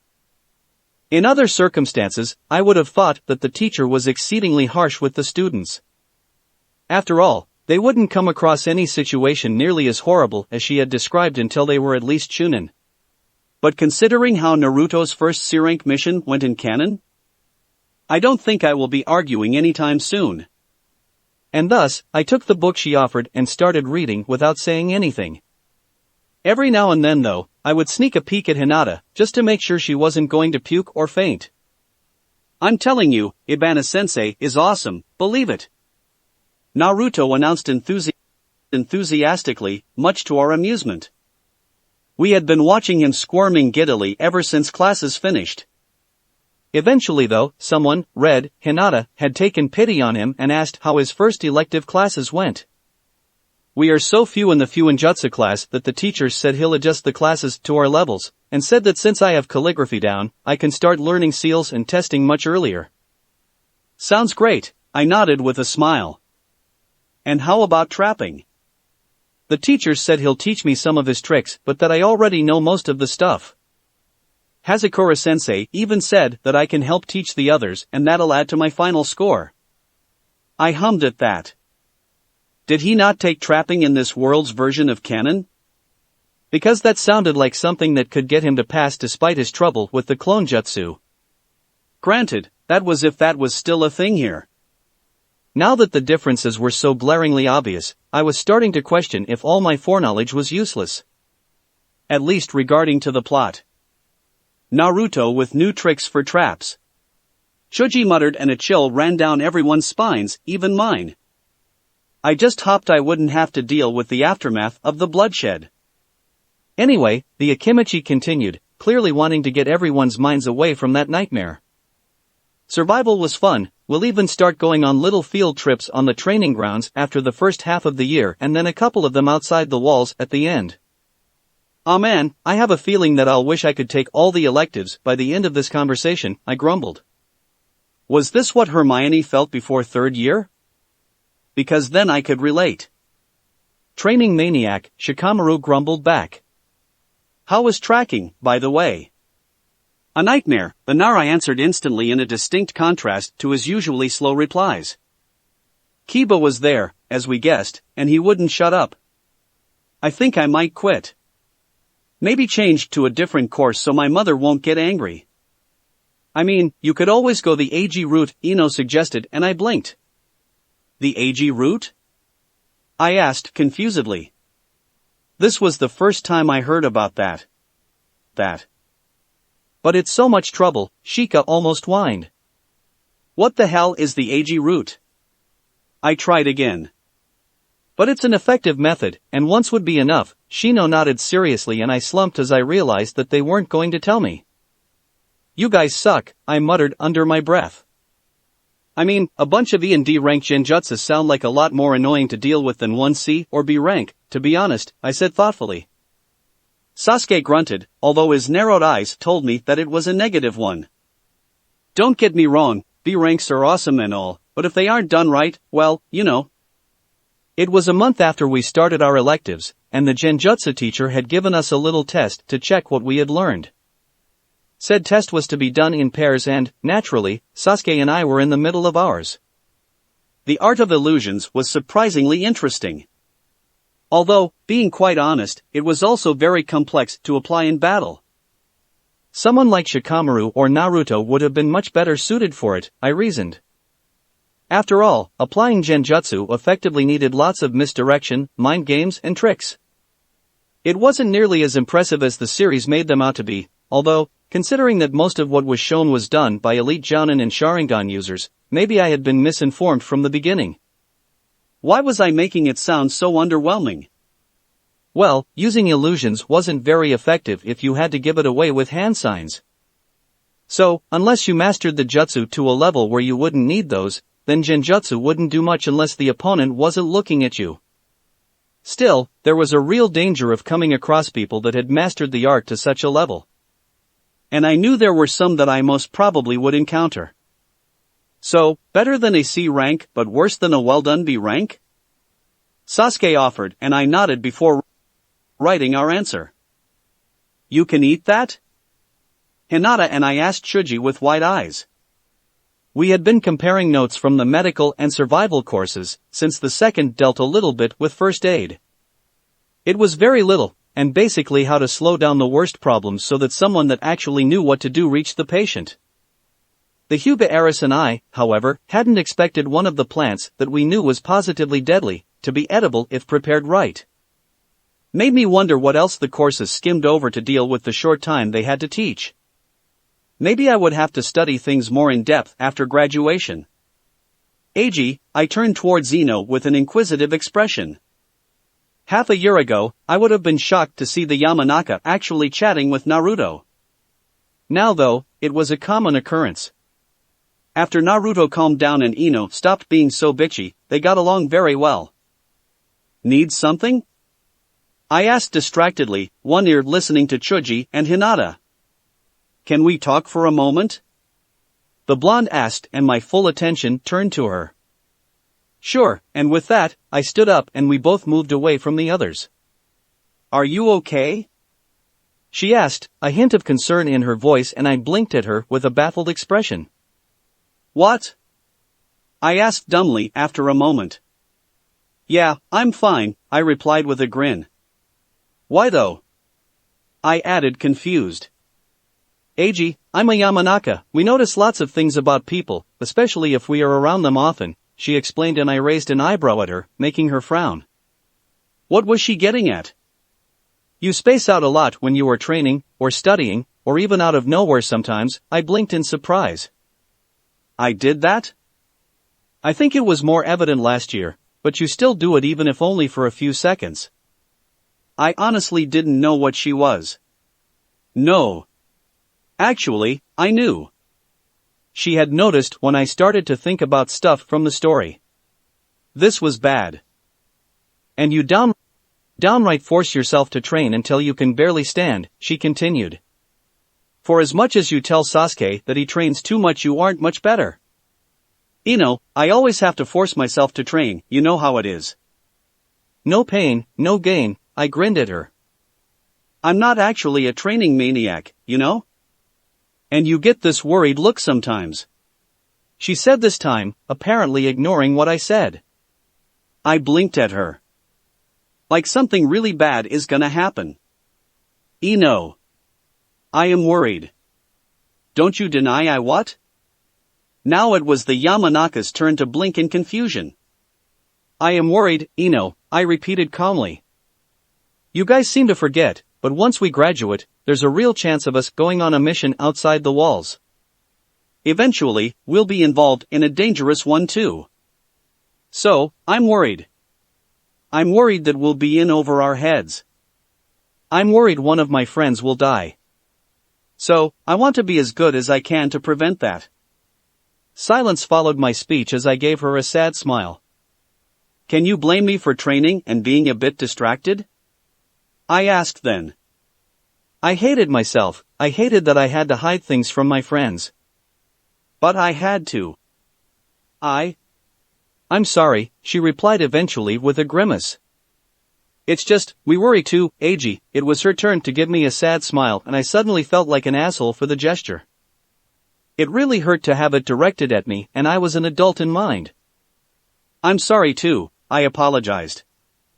I'll try to tone the training down a bit, I half-assured half-asked. She nodded and her smile turned just a tiny bit to the happy side. See that you do, and with that, she walked back to Naruto and a napping Shikamaru. Meanwhile, I stood there alone for a minute. I was justified, that was true. They just didn't know what was coming our way. I had to get strong enough to protect not only myself but also the second life I had been given. And that meant protecting my friends too. And that meant being much stronger. But, it was true that I was maybe overexerting myself a bit. With the academy, the extra elective, my own demanding personal training, all that while trying to balance a somewhat normal social life might be a little much. No wonder I was forgetting stuff and doing dumb shit. I was trying to bite too much. But I also wouldn't stop. I couldn't. There was too much at risk. I could rest after Madara and Kagaya were dealt with. With that said, maybe I could relax a bit. Live life to the fullest, I chanted in my head before taking a deep breath in. Not just survive, live, I chastised then before putting a smile on my face and walking back to Hinata and Shuji, who seemed to have changed topics from the electives to normal cooking. Third-person POV. So, he said he's worried about what'll happen when we graduate, about what'll happen to us, Ino replied after hesitating for a moment. He told me something similar last year, Shikamaru said, still laying on the floor with his eyes closed. Didn't think it would get so bad though. I think. Naruto started, his face the very example of sadness. That he is more scared for us than you guys realize, that both of his friends stare intensely at him. Why do you think that? Shikamaru prodded with narrowed eyes. Well, when we started hanging out, he once fell asleep in my apartment. Naruto glanced nervously towards his brother. He felt bad, extremely so, for revealing something so private. But he was too worried to care. And he had a nightmare. When he woke up he said something like, being alone was scary, yeah, something like that. I remember because you could relate, Shikamaru offered, a rare sympathetic expression on his face. Ino, meanwhile, put a hand on the blonde boy's arm to offer her support. Yeah, Naruto nodded before looking down. When we started living together. I found out that he always has nightmares like that. He frowned for a second before sighing. I think that's why he always stays up until after I went to bed. He added as an afterthought. Both the others frowned too. The Nara took Naruto's words and added them to the massive puzzle that he was shaping in his head regarding the Satu. I don't want it to be my fault if someone I know is killed or worse. Shikamaru thought over those words his friend had used so long ago. It seemed that it haunted Eiji much more than he had realized. The genius felt like slapping himself. There he was, finding amusing the fact that his talented friend forgot he could choose an extra elective or had overlooked the fact that he could try walking before running on walls. And what about himself? He hadn't noticed that one of his closest friends had been training himself to the ground and more for their safety. That Eiji was utterly terrified of losing them, but the thought haunted him every night and most days. Even after being told so himself. Some friend he was. Beside him, the Yamanaka heiress had similar thoughts of her own. I had friends, before Naruto and the rest, you know? Eiji had said. Had he lost them? Had he been so alone and for so long that he ended like this? That's what friends are for. As the words rang in her mind like they had sometimes since then, she clenched her eyes shut. What do we do, Shikamaru? Both clan heirs turned towards Naruto before their eyes widened. The blonde boy was looking at the Nara with a completely new expression. That was an expression they had never seen or even imagined on the knucklehead. They had seen him determined, focused, even serious. There was steel in those blue eyes. They demanded an answer. It reminded them of their parents waiting for a report from another shinobi. Shikamaru frowned and silence reigned for a long moment. We train, the Nara spoke finally. We become strong enough for Eiji to stop being afraid. Never thought I would hear those words from you, Shika, Ano said, although there was no mirth in her voice. She couldn't find it in her to laugh in the situation. It did, however, lighten the mood the smallest bit, which was exactly what she wanted. I have to, anyway, Naruto replied, her expression morphing into his usual grin. I'll be Hokage, after all. Both heirs rolled their eyes. Somehow though, they weren't as skeptical anymore. Chapter 19. Okay, step by step, Eiji, I thought to myself, as I took one last deep breath in and slowly let it out. Step 1, focus, and so, I pulled on my year and a half of mediation to block out everything that I didn't need. It was me, my equipment and my target. Step 2, find your chakra. It was almost habit anyway, to do so after I started meditating. Regardless, I gave it my all. The warm feeling that moved inside and made my hairs stand on end by just being aware of it filled me. Step 2, hand seals, snake. My hands came together, my right hand's index and middle finger pointing up while the other three curved against the palm. My left hand's wrapping around the first two.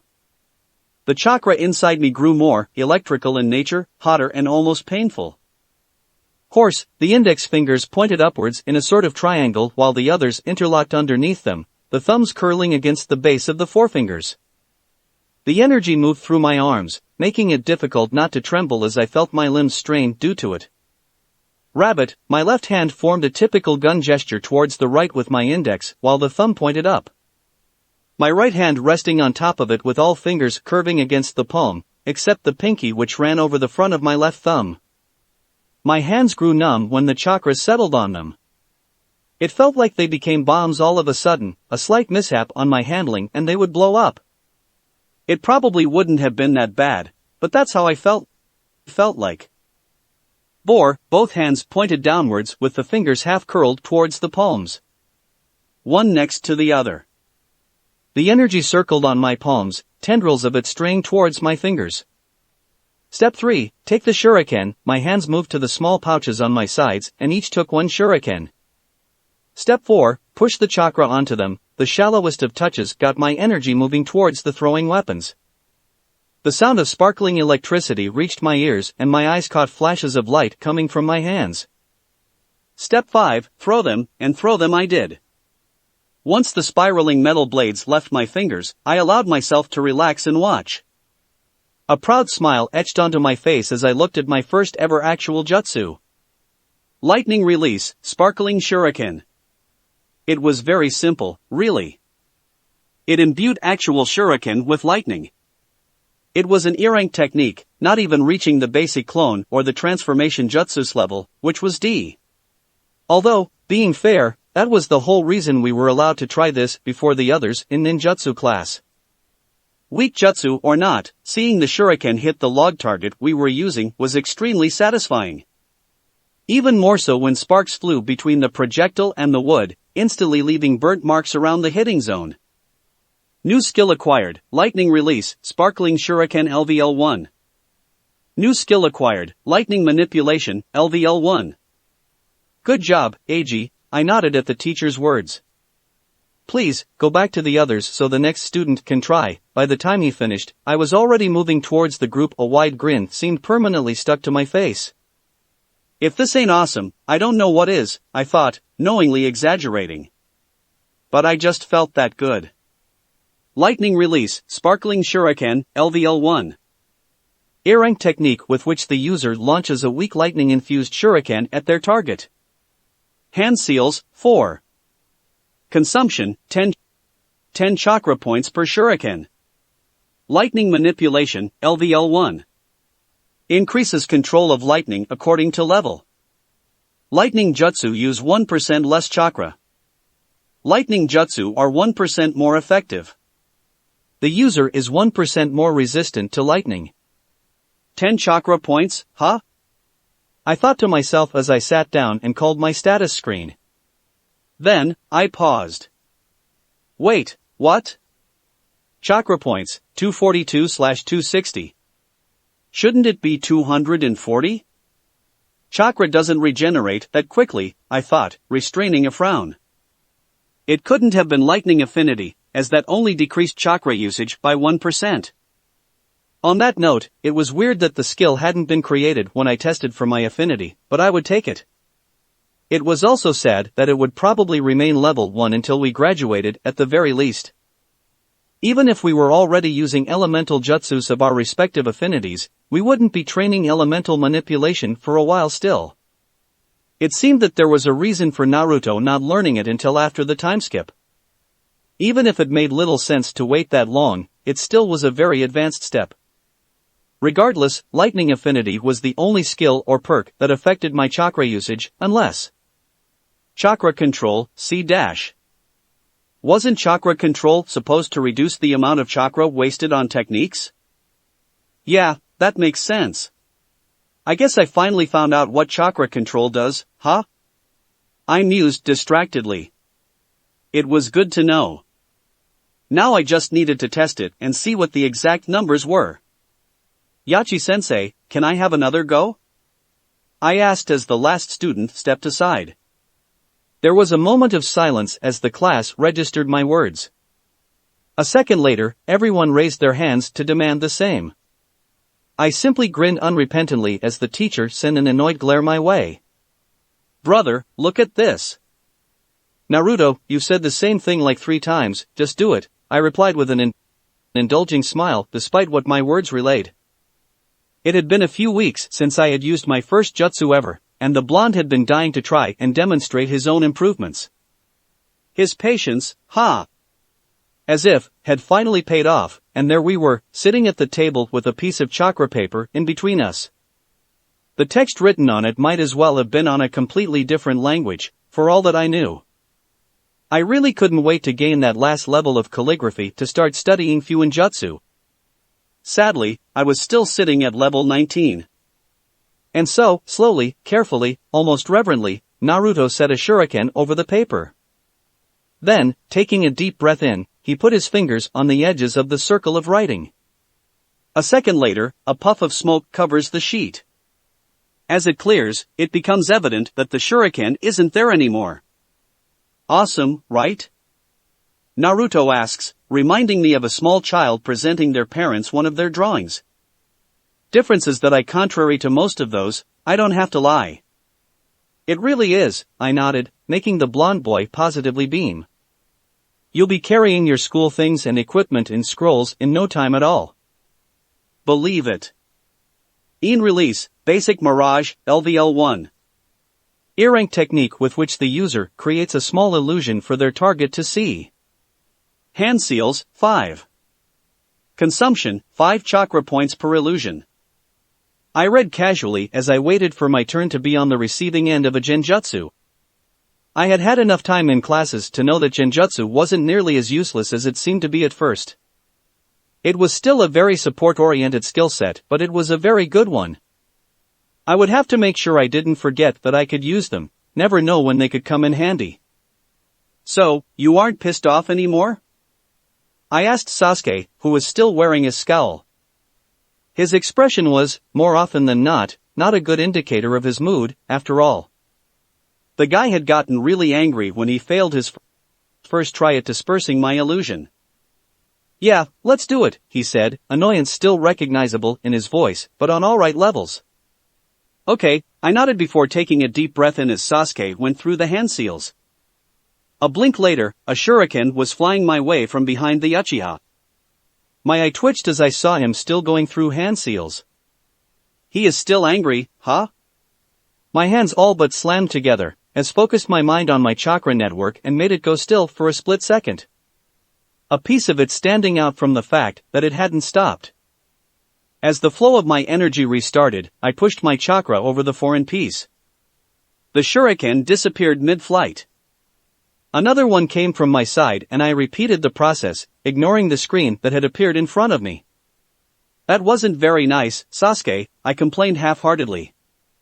It wasn't like the illusions would do anything. Some more advanced ones would inflict pain, but we weren't there yet.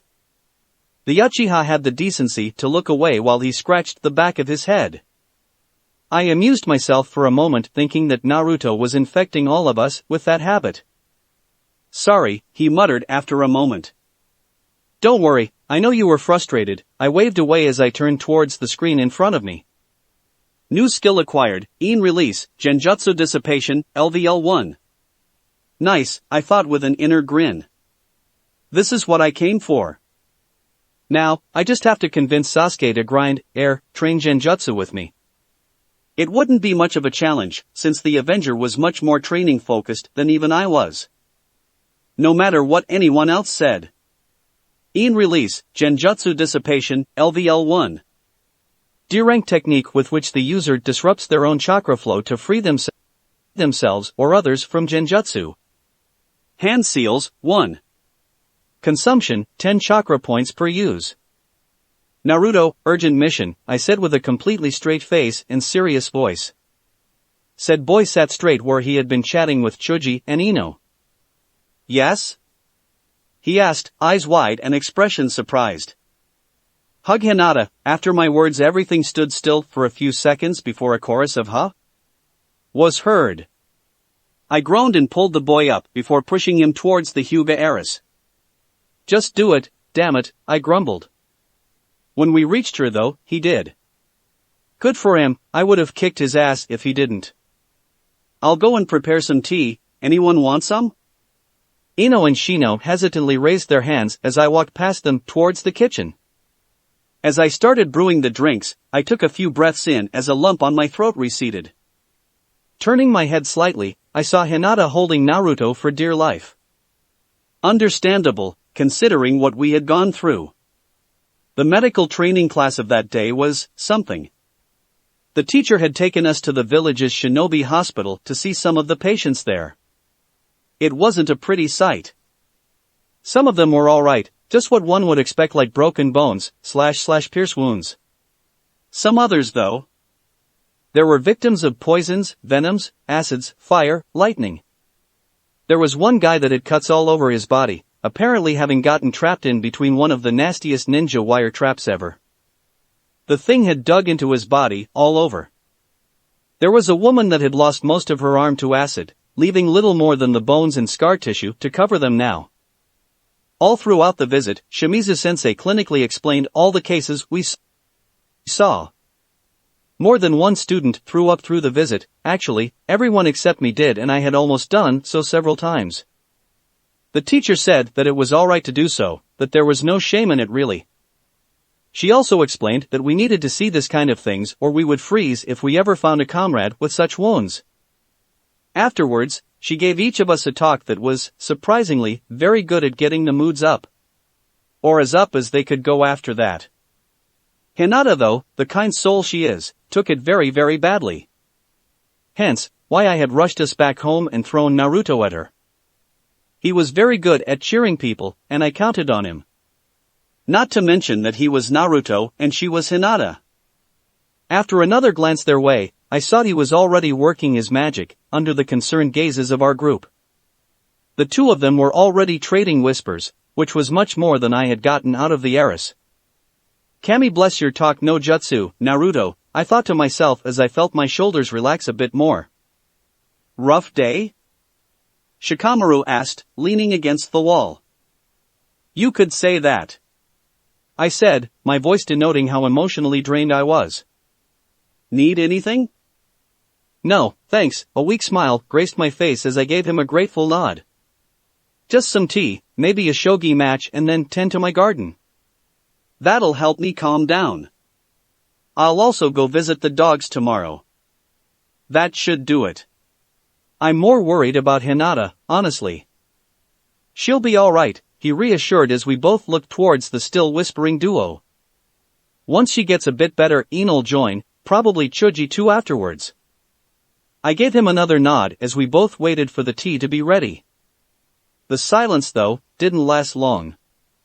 My father told me that he was happy I had such a good group of friends, he admitted out of nowhere, making me turn to him and give him my full attention. He sounded like he really meant it. I didn't quite understand why though. It wasn't like I didn't have friends before. I had Shuji and Ino. I understand now, he nodded, although it looked like it was more to himself than to me. One never has enough friends. And the more one has, the more people are there to hold you up. Most people don't put enough value on friends, I mused. They don't really get how important they are. But when you don't have them. Blurred flashes of myself on a hospital bed waiting for someone to visit appeared in my mind. They were soon replaced by a much more vivid memory of the void. You realize how useless everything else is. By that point, I was already serving the tea. I'll hold you up, Ag. I continued walking towards the others with the tray in my hands. And you, Shika. You look a bit down, Ag. I turned from where I was playing with the dogs at the vet. Hannah was looking at me with a concerned expression. Which made sense, really, since at this point I was usually already being dragged by the younger Ken into playing one game or another. This time though, they seemed to have sensed my mood and were just gathered into a lazy pile around me. Or on me, in some cases. I gave them my silent thanks in the shape of pats, boops and treats that I had brought with me. Had a bad day yesterday, I explained, looking down at Yuki, who had her head resting on my lap while I pet her. We went to the Shinobi hospital with the rest of the medical training class. She flinched at that. I had guessed she would know, since she was basically a med-nin for dogs, she probably had taken the course too. Yeah, I get it, she nodded, a grimace on her face. It's never easy, the first time you go there and truly know what goes on in there and out of the walls. A puppy chose that moment to demand attention, effectively breaking the heavy moment with a wild tongue to my face. I couldn't stop myself from chuckling weakly as I started petting it. Yeah, everything was alright. Maybe we could train together? I had to give it to Sakura, she had adapted. Considering that I knew she disliked training even more than Ino did, it was a wonder that she had said that. Although, maybe it was more about how strong her how strong her love for Sasuke was. Yeah. You could come and train with the rest of us. I let a fond smile appear on my face as I heard Naruto. The guy had gotten over his crush a long time ago. I theorized that it was more out of desire for affection than actual feelings for the pink-haired girl. Once he got some actual friendships, he had stopped pestering her. But it seemed that he still cared on some level. Nobody was talking to you, Naruto. My eyes narrowed as I witnessed my brother being punched in the head none too gently. Now, that was completely uncalled for. Now, about that training, Sasuke.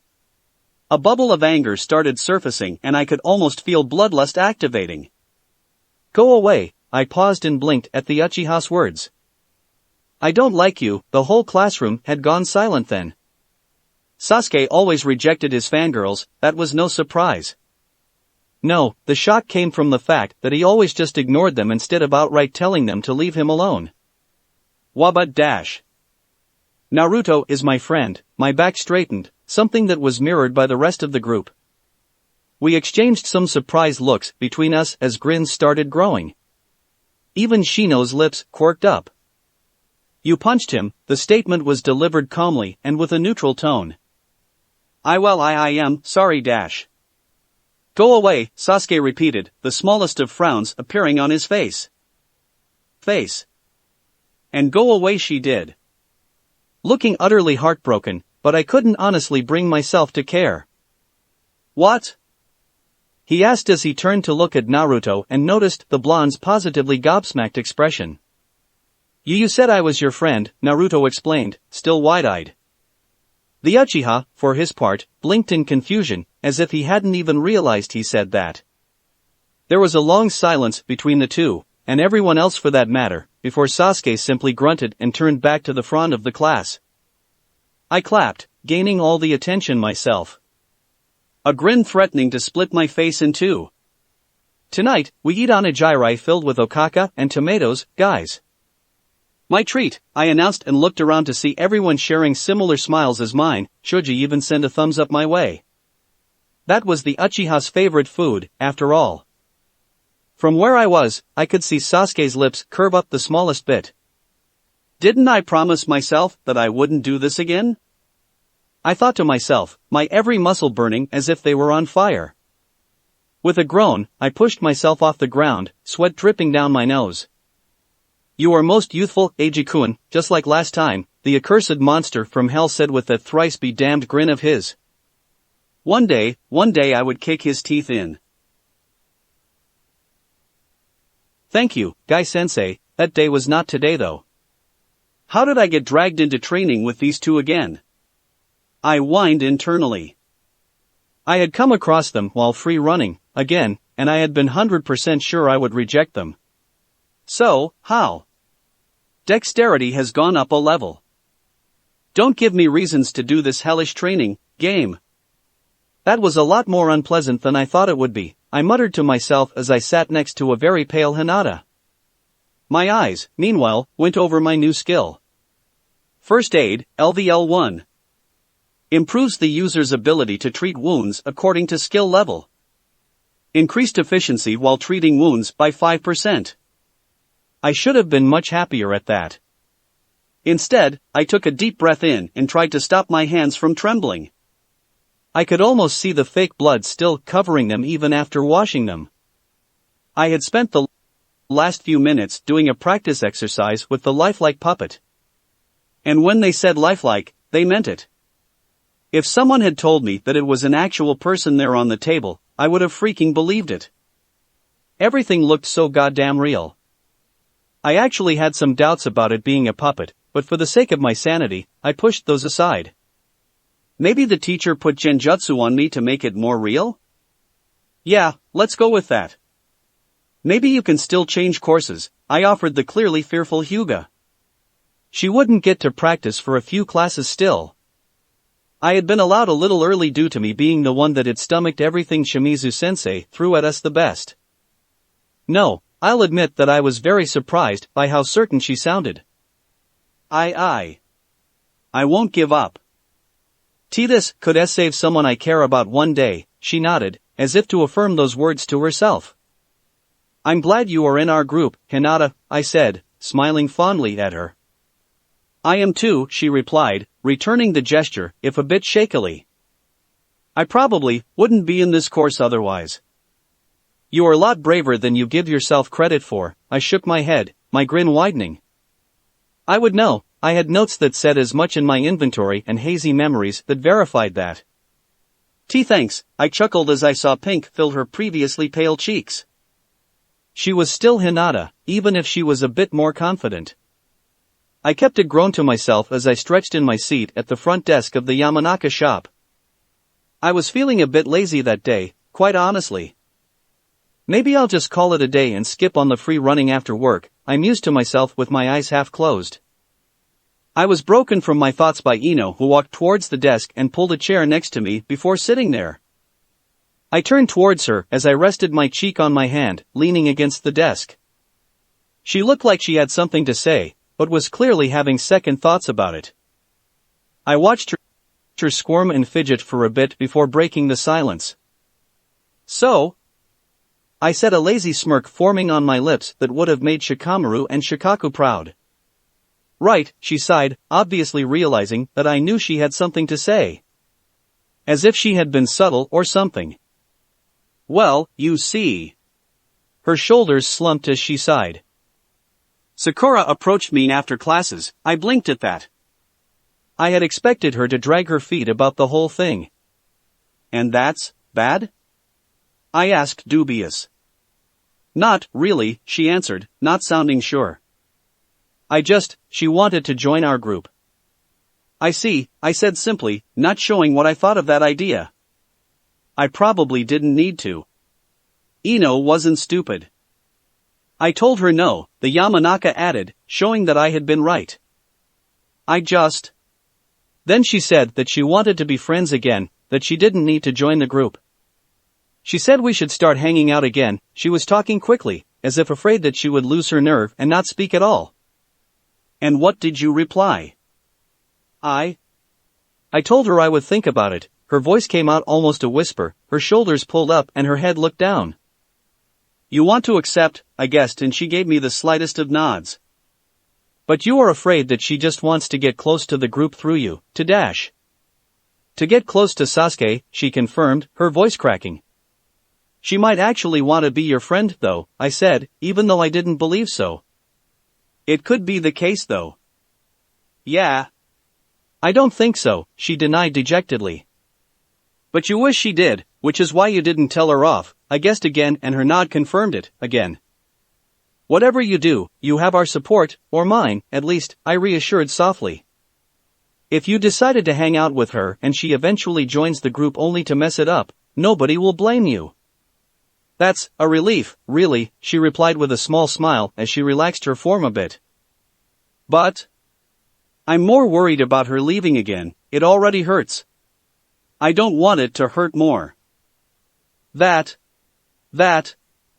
I can't help with, I admitted, my smile turning sad. I'll only say that we'll be here regardless. Thanks, she nodded, her smile growing just a little bit more. It was enough for me. I can kind of see it now. What? I asked, curious at her change of attitude. Nothing, she shook her head quickly, her grin widening. I'll go back to work. Sure dash. See you later, brother, and like that, she was gone. I sat there blinking owlishly for a long moment. Then I turned back to the front of the shop with a soft smile. Chapter 20. Okay, AG. Just do it, I thought to myself after several deep breaths. I was currently inside my room with the curtains closed and the door locked. It was already well into the night, so there was any chance of Naruto needing me for anything. It was the perfect setting to do something that would get the little guy and or our friends worried. They would call it extreme or something along those lines. They didn't understand.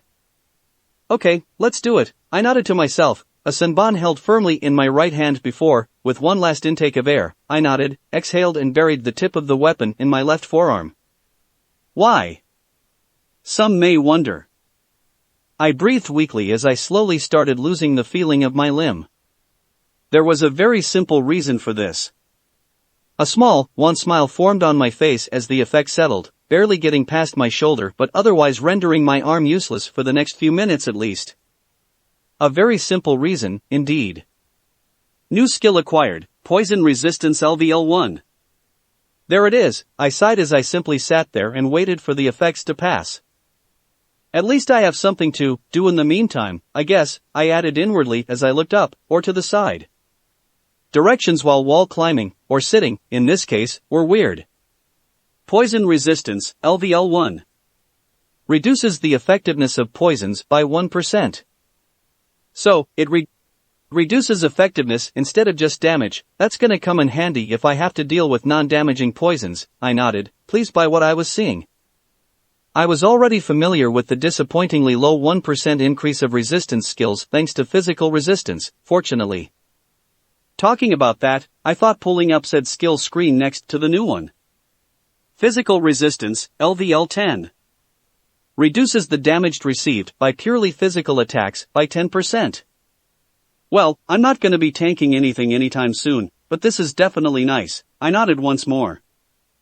Now, if only this process wasn't so slow dash. Intermediate chakra control exercises has gone up a level.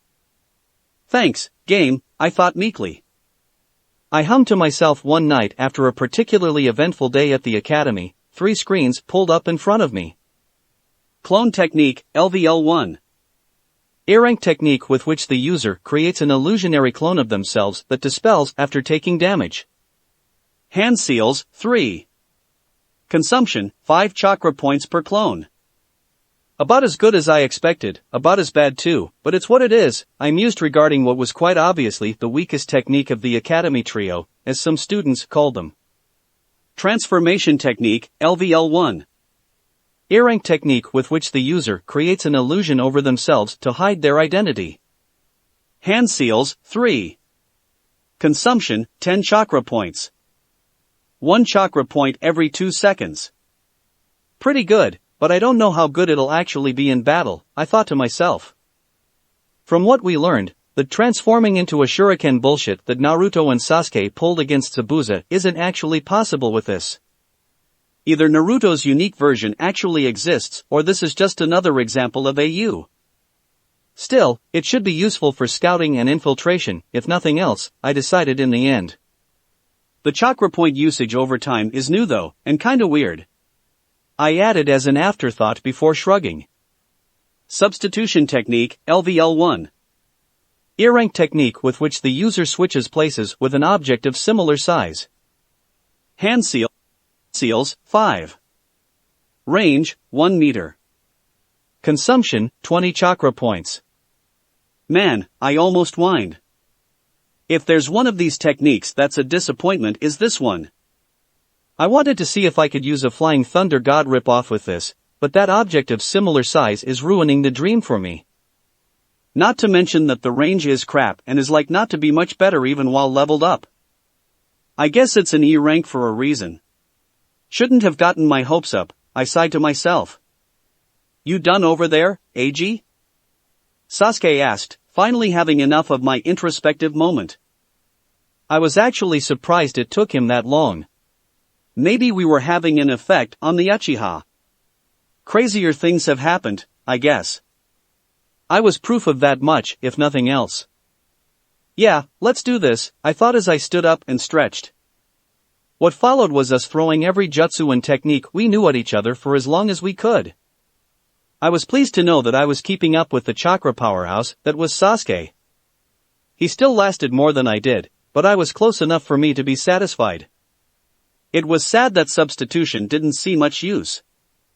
I would have to grind that later by myself and see if the range increased to something that I could actually use in a somewhat serious exercise. Even transformation was used, even if it was only to confuse the other for a split second.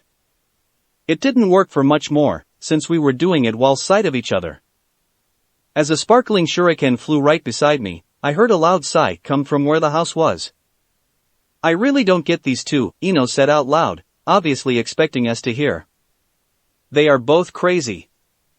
You just figured that out? Shut up, Shika. Lightning release, sparkling shuriken has gone up a level. I looked smugly at the target in front of me, which had smoke coming off of several of the places where my shuriken had hit. My right hand came up, one of the weapons lazily spinning on my middle finger. Maybe I was letting my pride get the better of me, or maybe it was just that the feeling of actually using jutsu just wasn't wearing off, but I was infinitely pleased with myself. I was even prouder of the changes that happened to the jutsu skill. Lightning release, sparkling shuriken, LVL5. Earrank technique with which the user launches a weak lightning-infused shuriken at their target. Hand seals, 3. Consumption, 9 chakra points per shuriken. First of all, the hand seals had gone down by 1. I would have to test that though. It could mean that one of the seals was completely ignored and that was all, or it could mean that the other hand seals dragged out to fill for the time frame of the deleted seal. I was more inclined to the first option, but that may have been my own wishful thinking. The most important part though, was that it meant that I could lower the number of hand seals used by jutsu, probably until they weren't even necessary. That was a game changer if I ever saw one. Especially with the likes of substitution, even if it was, balanced, or even genjutsu. One of the major disadvantages of illusions was that if the enemy saw you do hand seals and then something suddenly appeared out of nowhere, they knew something was up. But if shit happened without signs of any kind, that changed things. Then I frowned. I would need to find a way to justify the lessening of hand seal numbers if a teacher didn't mention that soon. Maybe ask Yachi or Irika-sensei about it, discreetly that is. So, who are you? The girl in front of me asked, standing there and squirming, somewhere between confused and nervous. Eiji Satu, an innocent victim of the crazy devil from hell, I answered, my tone dead and my expression flat. Her shoulders slumped and looked exasperatedly towards her teacher. Well, I'm Tenten Higurashi, nice to meet you. I paused for a second to regard the girl with brown hair pulled into Chinese-style buns and steel gray eyes. I had thought that the surname was a fanon thing. I could have been wrong, or maybe fanfics were accurate wells of knowledge? Now that was a scary thought. Setiv, that's not a clan name, at least not from here, the very obvious Hyuga boy, even if I had not known he was already, pointed out. That's because I'm not from a clan, I admitted easily. And who are you? Isn't it common courtesy to introduce yourself? I asked innocently. Niji Hyuga, he replied curtly while the girl rolled her eyes at him. And clanless children don't usually reach very high as shinobi, he helpfully added. Well, then I'm the exception. I'm top of my class, by a very wide margin at that, and it was a statement to the truth of my words that I didn't feel the slightest bit arrogant for saying that. Everyone in our group had much stronger words to describe my performance at the academy. And Sasuke and Naruto got downright aggressive whenever I pushed the humble card too far. And when those two agreed on something you knew it was serious. How did you even get dragged here? Tenten asked, probably to defuse the situation before it got out of hand. Clever girl. I was free running through the village, and I do that for training, I interrupted myself at the girl's intrigued expression. And I came across that pair. I cringed as I waved my hand towards the green-clad duo. One of which was grinning and giving the other a thumbs up while the other almost swooned at the gesture. They had been like that for a while now. Anyway, it's not the first time that I get dragged into training with them. I thought this time I would get to escape it though. Yeah well, she pointedly looked away from her sensei and his mini-me. Refusing training with Guy sensei is harder than it appears to be. Ain't that the truth, I sighed. I was very proud of how well I was ignoring Niji's stare. If you think you'll reach high with no background, you are deluding yourself. He said, and I raised an eyebrow at him. If you think I care about what you have to say, you are deluding yourself, I shot back with a smirk. Well, let's start with the youthful training. All three of us, regardless of our opinion in several topics, groaned at that exclamation. I really couldn't believe the situation I was in. And that was saying something, considering that I had somehow found my way into regular meetings with the Yamanaka, Akimichi, and Nara clan heads and an informal relationship with the Hokage. Not to mention that I had somehow become an honorary member of the Inuzuka clan without even knowing about it until Hana had mentioned it during my last visit at the vet. But this was... I need to distract myself with something, I thought, almost panicking. Prodigy improves the rate at which your stats and skills increase by 15%. Ah man, what a distraction, I almost smiled at the screen. The title had been the only reward I had gotten from getting first place after the midterm exams. Not that I was complaining. Not at all. It didn't quite work though, I grimaced as subtly as I could. Now, most are probably wondering what the hell was going on. Well, welcome to my humble abode, Sata-san, Uzumaki-san, Hayashi fucking Hyuga said. The guy was almost smiling for crying out loud. What the hell was this nonsense? A tiny part of my mind felt the need to internally snort at the humble abode part. The guy was signaling a veritable Japanese-styled mansion, and even that description was probably understating it. Thanks again for inviting us, Hyuga-sama, I bowed once more, feeling cold sweat running down my back. I was really nervous around this guy. Canon didn't paint a very good impression of him, and Fanon certainly didn't help. No need to be so formal, Sata-san, call me Hayashi, he said before smiling. Actually, smiling at that. I blinked. What the fuck? And I wasn't even exaggerating with my response to all this madness, if Hinata's expression was anything to go by. Even Hanabi, who the Hyuga in our little group had always said showed little emotion, had her eyes wide. That would be disrespectful, Hyuga-sama, and please call me Eiji, I replied with my right eye twitching the slightest bit. I will, if you give me the same courtesy, Ag, he shot back easily and I had to suppress a sigh. Sure, why the hell not? I'm already calling half the Shinobi Council by first name, what's one more? If you insist, Hayashi-sama, I answered eventually. I do, he nodded, apparently pleased with himself. I hear I have you to thank for Hinata's excellent performance in the medical training course, he started, once we made it into a room where we all sat around a square table and waited for a servant to bring tea for the five of us. It was really awkward for me and my brother though, since we had never been in a place so high society. She's more than good enough on her own, I countered quickly. She just needs a bit more confidence. Apparently, that was the wrong thing to say, as my shy friend got a side-eyed glance through narrowed eyes. Yes, a pity, he said, his voice losing some of the cheer it had previously. Still, I've noticed that your whole group got remarkably good results. I tilted my head at that, not sure if he was going somewhere with this or if it was just small talk. I really doubted the second option though. A good deal of our time is spent studying and training, I nodded. Oh? His eyebrows rose a bit. It's rare to see the young be so dedicated. I'm happy to see it though. I've tried my best to instill that mindset in my own children. And you succeeded, Hayashi-sama, I smiled at Hinata, who seemed to be trying her best to unlock an invisibility bloodline limit of some kind. Hinata works harder than most of us, which in reality wasn't much of a compliment, since Ino wasn't really fond of working out, Naruto couldn't be bothered to train anything other than trapping and fuinjutsu these days, Chuji was very laid back and Shika was. Shika. The Hyuga clan head didn't need to know any of that though. I'm aware, and I'm very proud of her. This seemed to be news to the girl in question though, if her blush and wide eyes were anything to go by. As well you should, I replied easily. When I looked to the side though, I had to pause and blink. There were Naruto and Hanabi, who had ended up sitting next to each other and Hanabi was giggling at something that Naruto said. You using the talk no jutsu again, Naruto? I wondered for a moment. When my eyes went back to the clan head, I found him and his elder child looking at the scene too, absolutely baffled. How does it feel, Hayashi?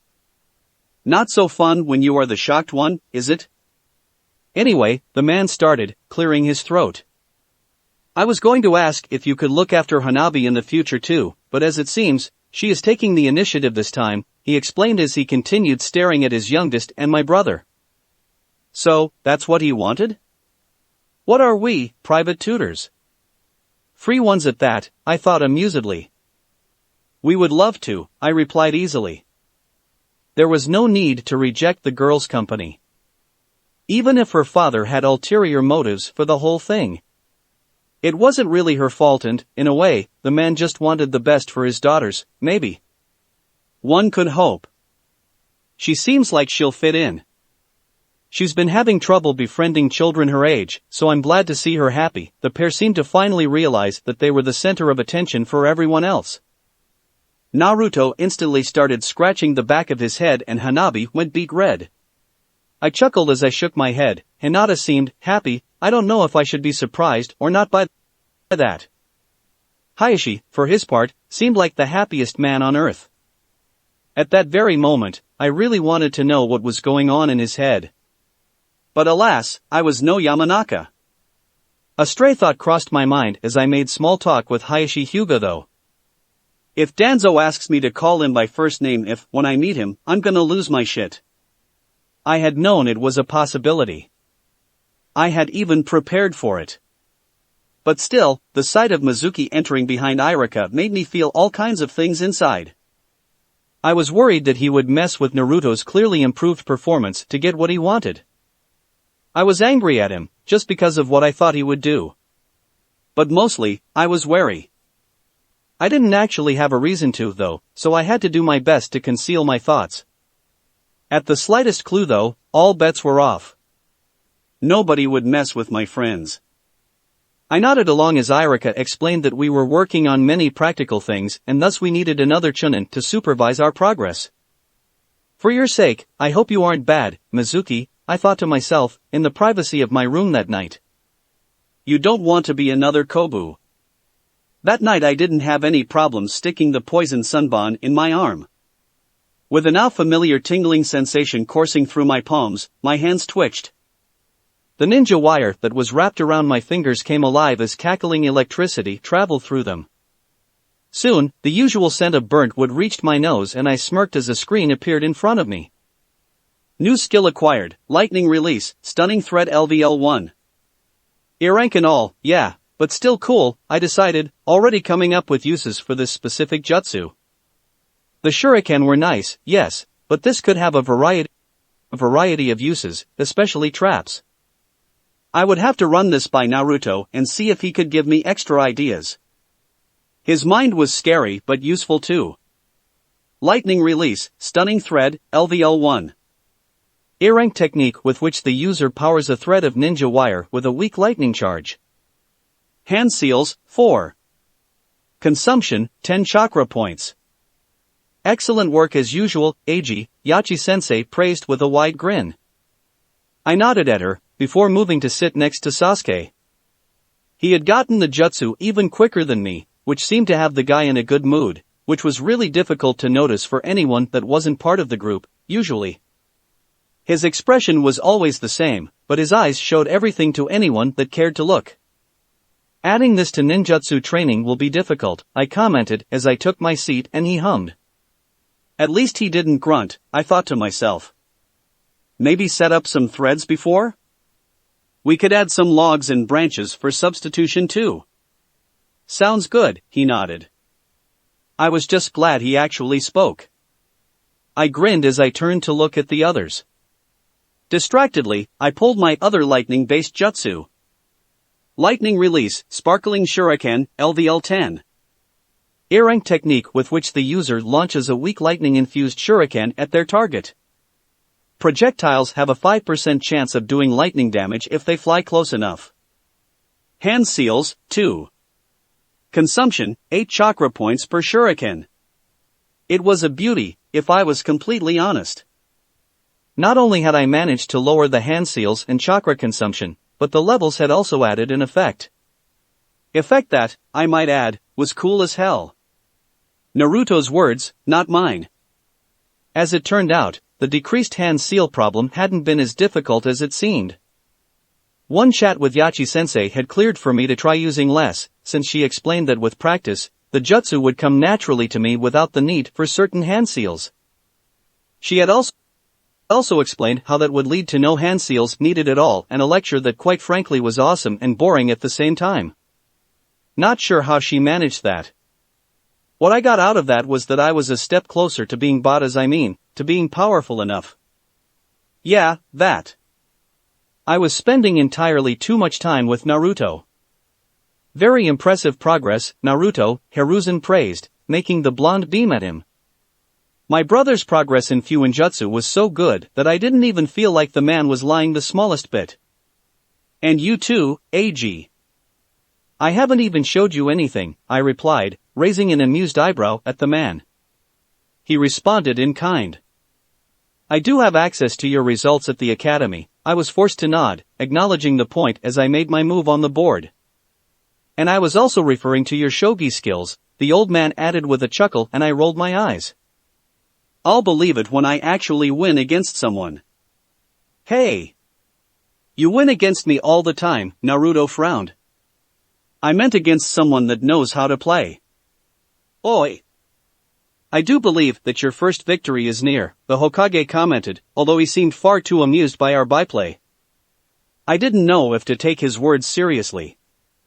But all in all, I could almost taste my win against Shikamaru already. It would happen soon. I knew it. For now, though. Shogi has gone up a level.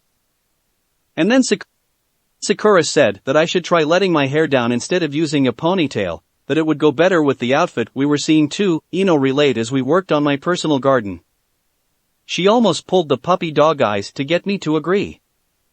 Not that I really needed that much convincing, I just didn't like making her work on something that was mine only. But if she insisted. Well, I don't know what the outfit really looked like, and I'm not much of a fashionista, I commented with a shrug as I pulled out some weeds. But I personally prefer girls with their hair down. That said, I think you make it work really well. I wouldn't change it. Thanks, AG. That's what I told her. I don't think I'm changing my haircut anytime soon, she said before nodding and humming, apparently very happy with my words. I do think I could get the bang to be bigger, she muses, mostly to herself, huffing the piece of hair up for emphasis. I took a moment to amuse myself with the thought that that's exactly how she was wearing her hair after the time skip. We'll just have to see once you decide, I said non-committally. So, your outings with Sakura are going well? I asked as carefully as I could manage. We had carefully avoided the topic so far, and I was sure most of the others weren't even aware that it was happening at all. But the elephant in the room had to be addressed eventually.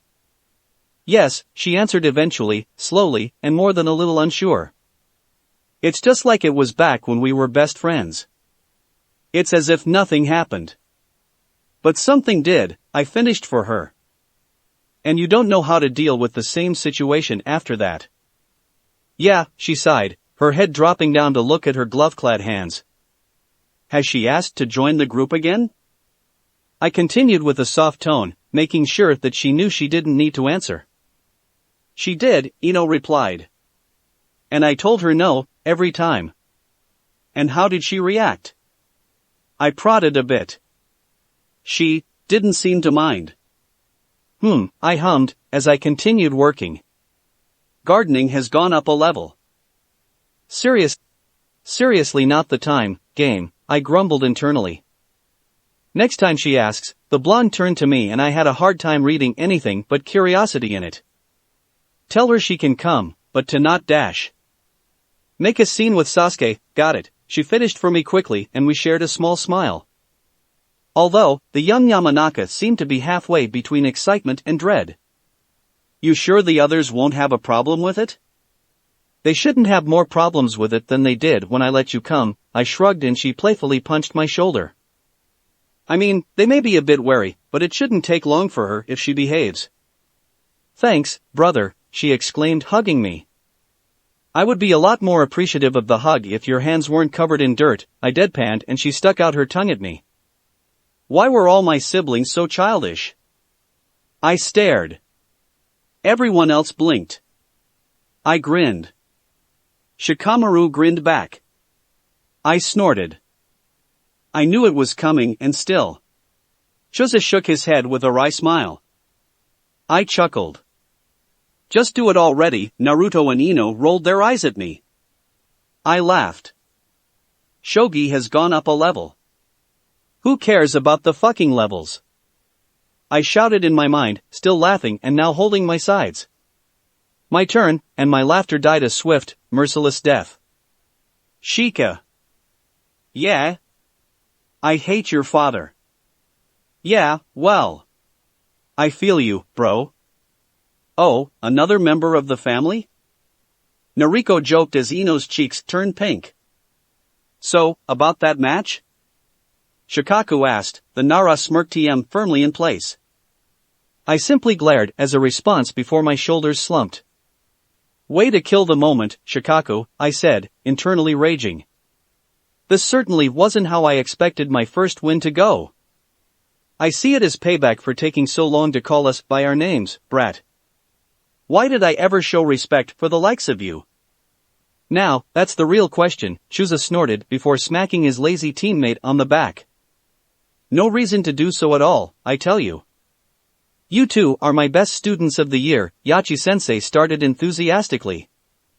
She always seemed more like an older student than an actual teacher, which may have contributed to her being the most well-liked teacher in the academy.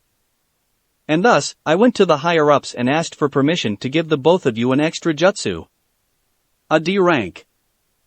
Yachi-sensei had had my attention since the very beginning.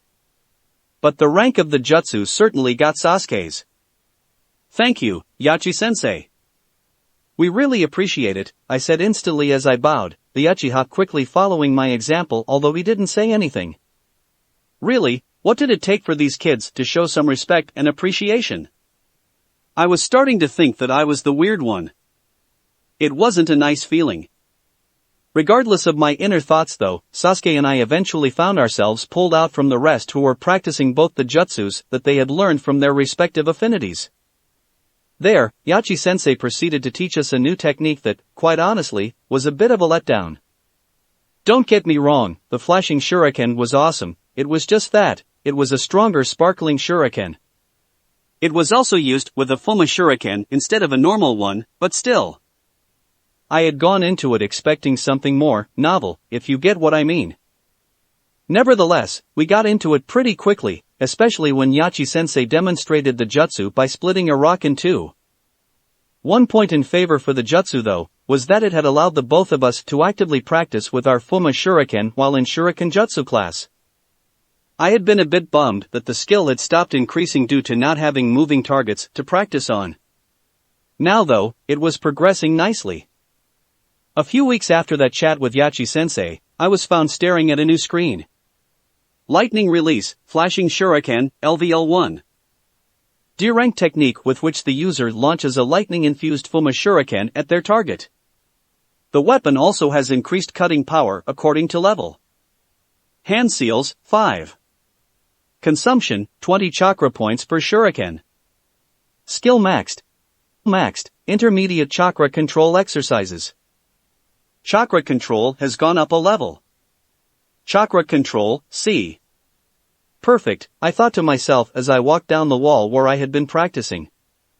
Silently, I pulled up a few screens to check numbers and the like. Reaching the improvised shuriken jutsu targets that we had set up in our backyard, I stood next to Sasuke. We traded a small smirk before we both went through the hand seals for sparkling shuriken and we both shot the cackling weapons towards our respective victims. Show-offs, I heard Naruto cough behind us, clearly not even trying to be discreet. We both ignored him. Like before, I brought up screens and almost confirmed, chakra control reduces chakra point usage according to how advanced it is compared to the jutsu rank, around 10% for each full stage, if I had to guess. Good, very good. Not sure what the plus or minus stages do, if anything at all, but so far so good. I grinned before going back to the house and picking up my Fuma shuriken. Chakra control training would be replaced with ninjutsu now. Especially considering that I had just lowered the consumption of all of them. We couldn't do it, guys, Naruto said, lying depressingly on the desk he was sitting at. You still going on about that? Ino asked, rolling her eyes at her fellow blonde. It was our last chance. We tried, and that's what matters, Shino said with a sage nod as he pushed his shades up. I saw you sulking after the results came out, Shino. Shikamaru brutally attacked the Aburame's pride. The guy actually flinched at that. Wow, that was just cruel, Shika. Stop calling me that, Eiji, he grumbled. Want to act like a grown-up now that we are out of the academy? I smirked at him as I fingered my headband.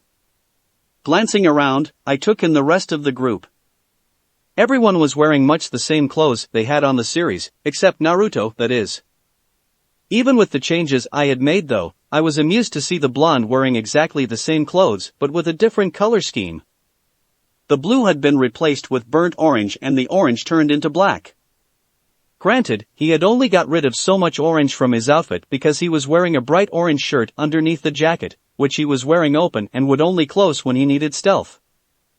I was just happy not to have my eyes burnt off by the bright colors.